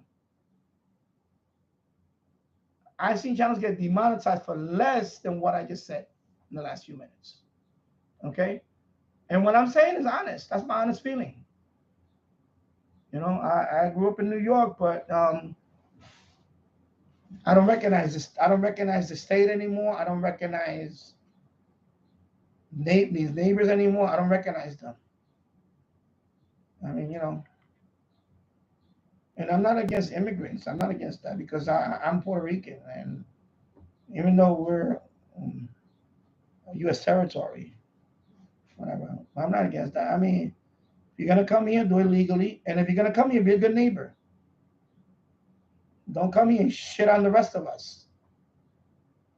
You know, don't come here and hang clothes, hanging clothes in front of a police line outside of Lower Manhattan, whatever the Midtown Manhattan. I don't know what the hell this thing is at.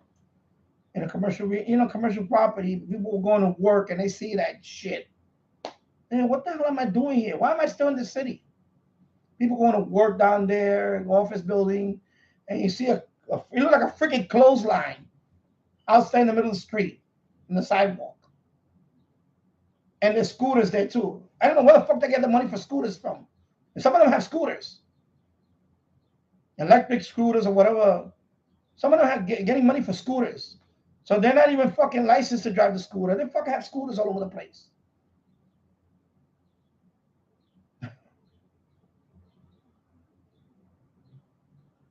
You know,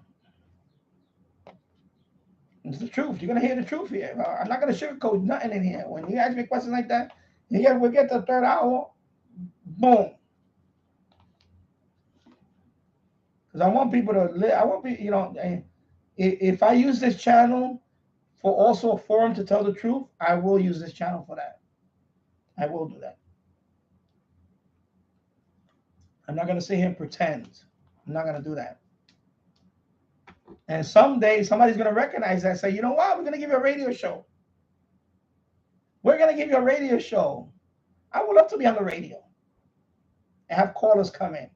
And the ones that I ask, I'll just hang up on them. Get off my line. Remember Bob Grant? Bob Grant used to do that. Get off my phone line. Get off my line. I'll be like Bob Grant. Get off my line.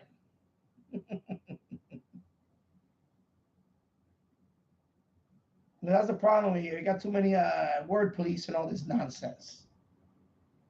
People are afraid to talk because they're gonna get they're gonna come after me. Oh my God, they're gonna Twitter me to death. Oh my God. People I don't know. I've never seen these people in my life. They're gonna, oh my God, they're gonna give me bad comments. They're gonna just fucking hit the ban their ass. That's it. And that shit triggers you, then you're a fucking idiot. You're fucking thin skin.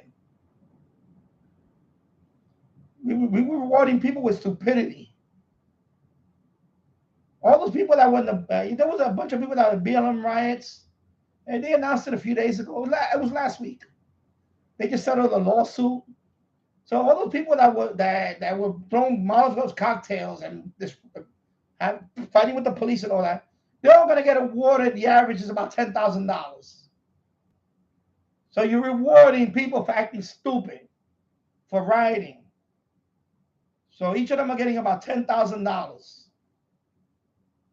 When they did the math, so each of those, it was 1,000 people during the riot. There was a particular. So they're all going to get about $10,000 a piece, you know, cash, you know, from a lawsuit. So what message that's going to send now? That people are going to go out there and destroy more property, and for fucking made up cause. You know, you're not safe. You're not safe. You know. Then they get bent out of shape about this country singer making a song about, you know, about the small town, that you're not gonna pull that shit off in a small town. That's what he's saying in his song. Like, you're not gonna try that shit in a small town. That shit's gonna work in New York City, but in a small town, you're gonna meet resistance. You're not gonna act like that in a small town. That's all he was saying. There was nothing racist about it. But yeah, these people spin everything as that. You see what I'm saying? They want to call him a racist and all this nonsense. All he was saying was, you're not going to do this in a small town, because you know why? If you go to a small town, it's still a community. If people look after each other, people respect property, good neighbors, they have values, people, values. Okay? That's what you get in a small town.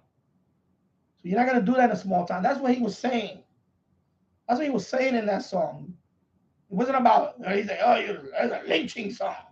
No, it wasn't. The minute people start putting that nonsense in there, people, they swallow it. Oh my God, he's racist. It's a lynching song. It's an anthem for racism. No, it's not. It's not that. It's not that. And he was saying is, what happened over here a couple of years ago in the street, they're burning down every business here. Even stores up here had to put, even stores, I seen it. They have bodegas here putting a piece of paper up and saying, Black Lives Matter, BLM. In other words, don't fucking don't burn my store because I support you guys. It's like extortion. Like, they had to put that shit in the window because they were afraid that they were going to get their place burned down. That's why they put that sticker with a piece of paper up. I saw it. I saw it up here. Every store had the Black Lives Matter, And they had a big sticker. They went ahead and bought stickers and stuck them all over their window, so nobody won't destroy their business. And you know that's a scam. That's a scam. Big, large mansions. It's not Black Lives Matter. It's big, large mansions, because the ones that profited, that's what they got. Big, large mansions. Okay? That's what they got. The ones that were raking in that fucking racket. It was a racket. It's a fucking racket. I'm going to say it. It was a racket. You know? Let's extort people. Some people were putting up all those stickers all the way because they were afraid they were going to be next. But lucky it didn't come up here. But, you know, everywhere in the Bronx and Manhattan, I remember Fordham Road, businesses got burned down.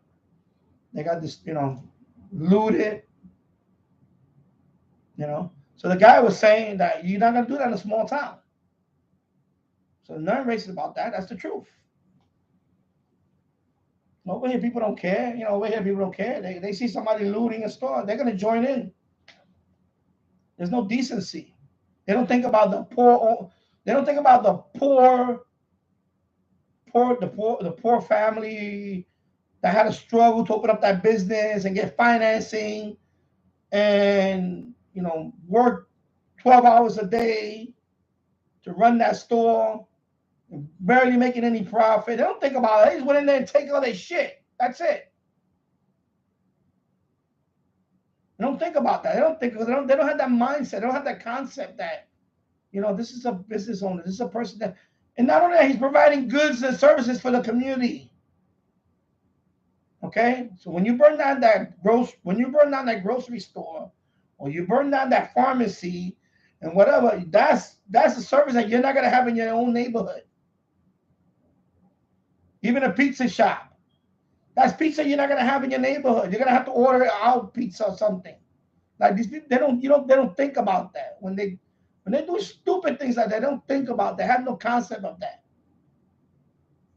And some of them, when they get older, they realize, you know, they were wrong. They say, oh, you know, when they become a home, when you become a homeowner or when you have your own business, then they see that side of it. Okay, you know what we did when he was young was stupid. And unfortunately, some people that would do in that protest, all those protests, they were not young. There was people that were just stupid. Like, young and stupid is okay to a point. But when you're 30 years old, you're 40 years old, is no longer, you can't put that young thing on me. You're just stupid.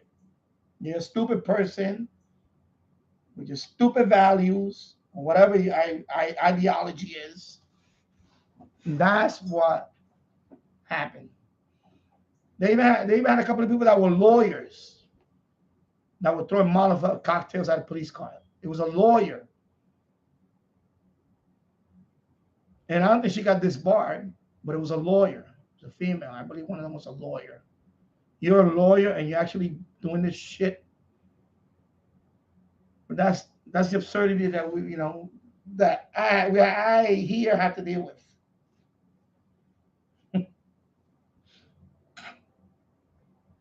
It's sad. I know, Jim. I know Chicago is worse when it comes to, like, crime. When it comes to, like, you know, murder. Murder here is in New York City. I know Chicago murder rate is. I would never. I would be afraid just to even go to Chicago, especially here. But, and I know some of it is gonna be, you know, hyped up because the mayors that they had in Chicago. Oh my God! The last one was Beetlejuice. She's a nut job. But that's what people vote for that. So yeah, Mr. Landy, I will look into Wisconsin. I need to do a sales pitch to my wife for that. But yeah, the world according to Briggs. Have you ever watched that YouTube channel? He does that, like, top 10, you know, different stuff, like top 10 cities with crime rate is at the lowest, or top 10 wealthiest cities. He does the states one. He does all these different videos. So I watch his videos. So I remember he did one about the top. I think it was the top 20 places that you could, to raise a family. And I think there was like 2 cities or whatever. It might have been 3 out of the top 20. I think there were 2 or 3. I forget which. They were in Wisconsin, but I can't remember which one. It definitely was not Kenosha, Wisconsin, because we know what happened there. But yeah, I know I'm ranting. It's like, hey, I got 7 people watching. That's fine. 5:24. I'm gonna go off the air in about 15 minutes. Actually, I'm gonna wait about 15 minutes. I'm gonna go off, and I'll be back. Probably back Tuesday, but I'm gonna be back next Saturday. So yeah, we have radio talk. Of course, I got my pass through now, and I went into a rant about the state of this state, the state of this horrible place that I would not recommend. And people ask me, you recommend? I said, no, stay away from New York. Stay away from there. Don't bother. Unless you want to pay high taxes. The crypto laws here are horrible. Yeah, I'm into crypto, and it's the worst place to own crypto. New York State is the worst. Yeah. Of course, they legalize. Priorities are crazy. They legalize marijuana, but I can't buy fucking crypto. There's certain tokens I can't buy in New York State. It's stupid. It's just fucking stupid. Of course, they got sports. I can bet on sports. Be a degenerate, sports gambler, whatever the hell. I don't like betting on sports anyway. I gamble. I just don't like betting on sports. I never like betting on sports. If I want to gamble, I'll go to Atlantic City or Mohegan Sun. They have a casino right here in Yonkers, but I don't like that casino. That's just video slot machines and crap. I don't like that. I want to go to a real casino. I go down to Atlantic City. Or Mohegan Sun. Mohegan Sun has nice casinos. They have a couple of them upstate too. Or if I'm in Niagara Falls, when I go to Niagara Falls, they have a few nice casinos there. But I tell people, you're gonna move to New York State. I said, don't. Even to visit, you got to be careful. Now, if you're gonna visit New York City, you better be careful. Especially in Manhattan, you got to be careful. Because you got too many crazy people out there. Now you got too many people. Excuse me. You got too many crazy people out there. I mean, you're always gonna have crazy people. But right now, they're really emboldened, if that's the word, emboldened, because they know now that the laws are not in our favor.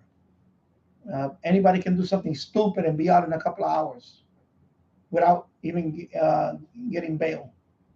Free, no cash bail. So people don't care. People don't. And like I said earlier, if I'm in the train, I got some stinking homeless guy next to me, and he's hollering in my face. I cannot punch him in the face and say, "Can you please get the fuck out of my space?" Because they're not wanting to go in jail. That's why it's not worth it. I wanted to take for the last few years, I wanted to take my son down to Times Square, and there's a M&M store and all that down there. But I don't want to take him now because there's too many stupid people. It's just too many. You're gonna run more. You're gonna run the risk of that.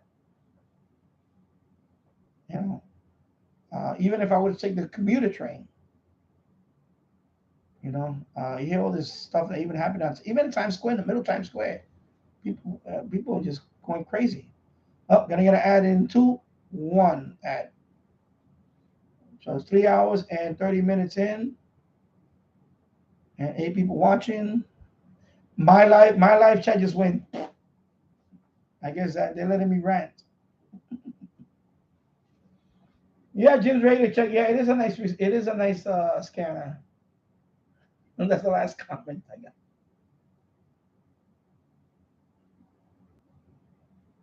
Exactly, Glenn. I speak the truth, but thank you for listening. And all you described never happens in South Carolina. Exactly, just like that song in a small town, right? That don't happen in a small town, but in New York City, you know, when you reward riders, when you reward riders with $10,000, you're telling the average citizen this, that you don't matter. You're telling local businesses this, that you don't matter. And it's going to be a vacuum. It's already going to happen, but it's going to happen more. It's going to be a vacuum. What I mean by that is you keep bringing these illegal immigrants. They're not educated. I'm going to say, I don't care. People say I'm racist. You know what? Say it. I don't care. When you start bringing people that don't even speak their own language, when they're not literate in their own, I'm going to say when they're not literate in their own language, and I know I got some across the street, when they're not educated in their own language, and I'm talking about Spanish, and this is the Spanish language, when they're illiterate in their own language, what makes you think they're gonna be better in English? You know, when you're giving them free shit, you know, when they come in here with a sense of entitlement, you know, you're giving them in New York State, they can get a driver's license, literally. Even though they're not legal, even though they're not legal citizens yet, they can get a driver's license. That means they can vote. That means they can vote. So that's what you're going up against. You're voting. They're voting for the free stuff, and you're in the minority. Right now, I'm in the minority. We're in my family, my wife and I are in the minority in terms of our voice in this state. Okay, and it's just gonna get worse because um, you're gonna have professionals like us, my wife, especially. People like us are gonna move, and that tax revenue you're not gonna get anymore. You understand? All those businesses that are leaving and professional people that are leaving, they're taking their tax revenue with them. Okay, and who's gonna? So when you take your tax revenue with you, who's gonna support them? It's gonna get worse. It's gonna get worse. It's gonna be like there's a vacuum. That's what I call it, a vacuum. Tax revenue vacuum is leaving the state. And you're going to bring more of those people in here, and they're not going to contribute to, they're not going to be working, you know, they are going to be working, they're going to be low wage earner, or they're not going to work at all. They're going to keep getting the free stuff. They're not going to pay as much taxes as we're paying. You know, look around property, you know, they're not going to pay as much taxes as we're paying. So you're going to lose that tax revenue, the state. They're not gonna, and then we're not gonna put up with paying $23 just to go into New York City. We're not gonna put up with all that. We're gonna leave. We're gonna leave. We're gonna go to what they call greener pastures. We're gonna leave, and you're gonna be stuck with those people. And that's what's gonna happen. These 87,000, whatever it is now, 90,000 almost, that are in New York, that New York City brought in here in this state, and there's a lot more. Of course, there's a lot more. It's $8 million. Is it a week or a day? I forgot what the number is. That's supporting them. Where they're gonna get that money from when all professional people are leaving and businesses, because you know, Walmart's gonna close. Dwayne Reed, and that's a big pharmacy chain in Manhattan. They're going out of business. Walgreens is gonna leave. Rite Aid is gonna leave one day. You know, and all that tax revenue is going to go away. So it's going to get worse. It's going to get a lot worse. You don't have to be economics. You don't have to be you don't have to have a degree in economics to know this stuff. When you alienate your tax, and then they also talk about, oh, we need to tax the rich more. You know, so you want to tax those people too more. They're gonna leave. They're gonna leave more. They're gonna say, well, I'm not gonna be paying for this. They're gonna leave. They're gonna say, okay, you know what? You can have them. And I told my wife, I said, you know what? They want this. I'm gonna tell you something. I'm the only person in this area that keeps this area clean. In terms of, I'm not gonna put up with drug dealing in front of my house. I go out there and I'm vocal.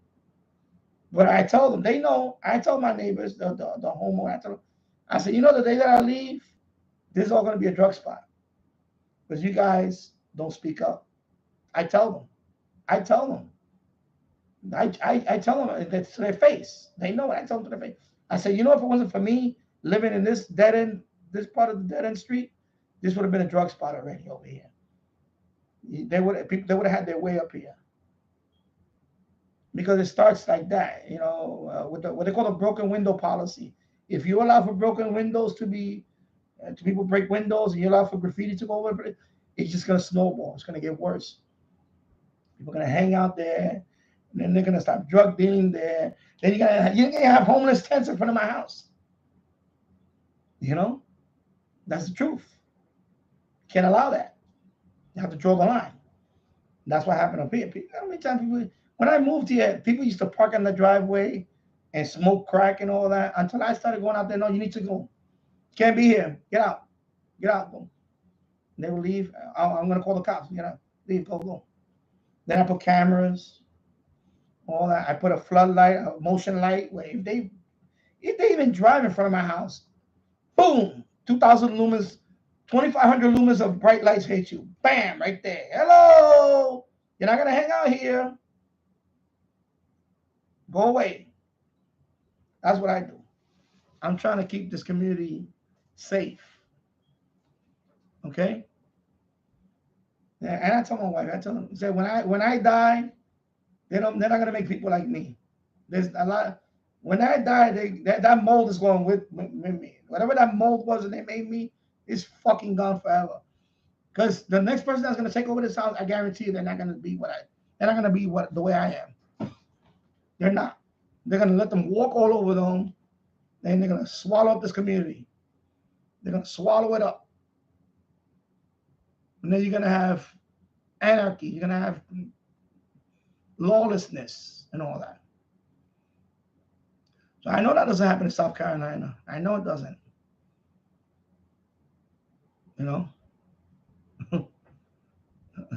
The running thing for me and my wife is I would like to die in a place where I don't have to watch over my shoulder.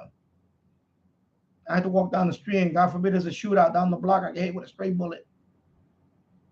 You know? I can't take my son to the local playground. I don't feel safe.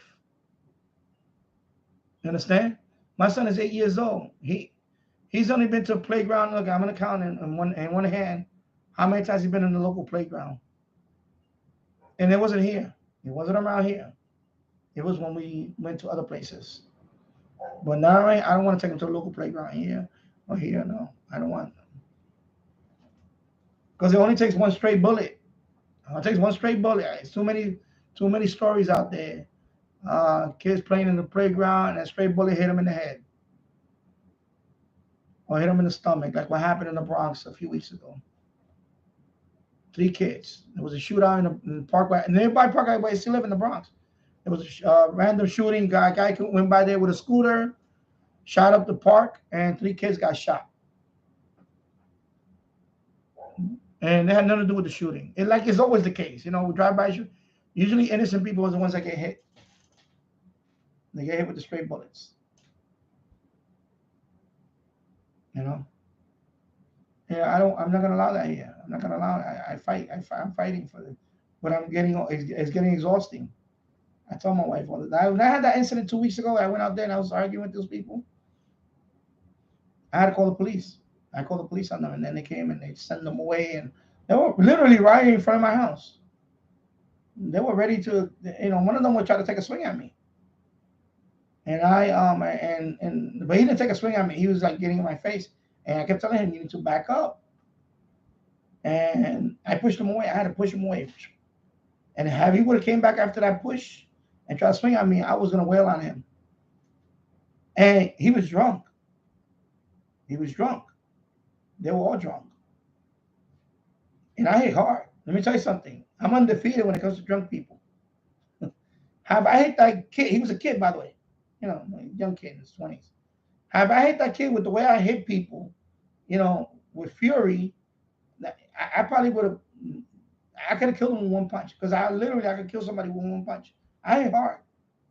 You know, not for nothing, but I could have been a professional boxer. If I really put my mind to it, you know, when I was younger, I could have been a professional boxer. That's how hard I hit. I hit people one punch. They went down. One punch to the temple. Bing, bye-bye, lights out. Good night. I've done it before. I've done it. Like I said, I'm undefeated when it comes to drunkenness early. Bing, lights out. And then drag your ass out of here.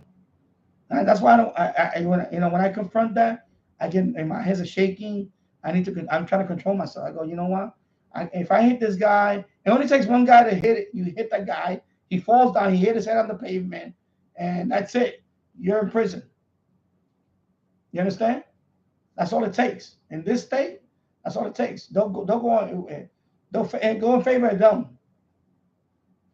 They'll screw me and, you know, whatever.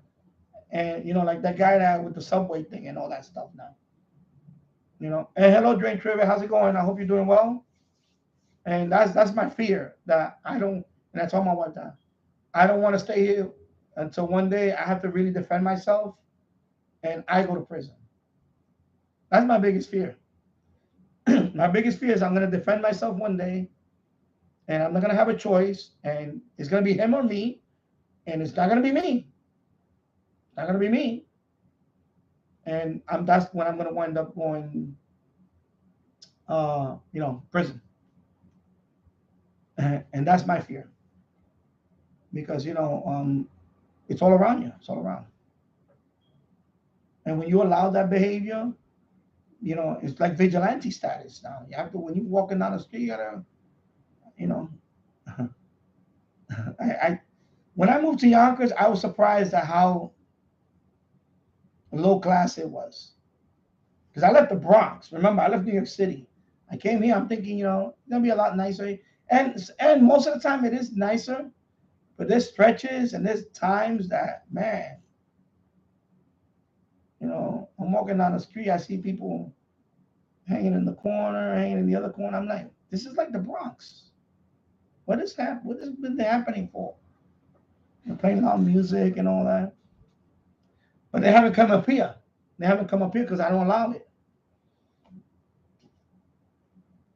But I'm getting old. You know, I can't fight these battles by myself. It's hard. It's hard to keep a community safe when you're getting older. I'm gonna be 57 in September, and my body's not. I don't have the same body when I was 30. Even when I was 35. Yeah, I'm a lot slower. I'm starting to have little health issues here and there. You know. I don't want to deal with that. I don't want to deal with stupid people blocking the driveway every day, smoking in front of my house, talking to people in front of my house like it's at 2 or 3 o'clock in the morning, like nobody, and they don't care if they wake everybody up, you know. It wears you out. That's why my hair's all not all white yet. It's getting there. White over here, white over here. Like it's getting there. I'm dealing with stupid people. Summertime, especially now in summertime, you know, more.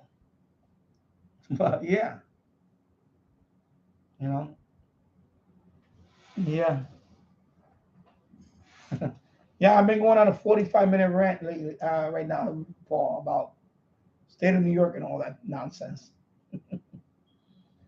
So Paul is back from my chores and nap. Surprised to see you guys still here. Yeah, I know I'm surprised still here, but I'm just ranting. I mean, it's, you know, it is what it is. You know, you haven't had one of these rants in the last few streams, so, and my son is not. So, so you know, it is what it. hear the birds. Anyway, I'm gonna wrap it up because it's 3 hours and 45 minutes now. It's gonna be a 5:45. I want to enjoy the rest of the day outside. It's beautiful out there. I'm gonna put the enchilada in the oven for about 45 minutes, and then when my son wakes up from his nap, he's probably awake already playing downstairs on the. He come up here and knock on my door, so. And yeah, so I know I ranted, but hey, that's what hour number 3 becomes. Everybody knows. Everybody that watches my stream knows that. Use the first hour or 2. After that is anything goes. All right. So anyway, thank you for watching, everybody. I'll see you on the next one. Take care. Bye-bye.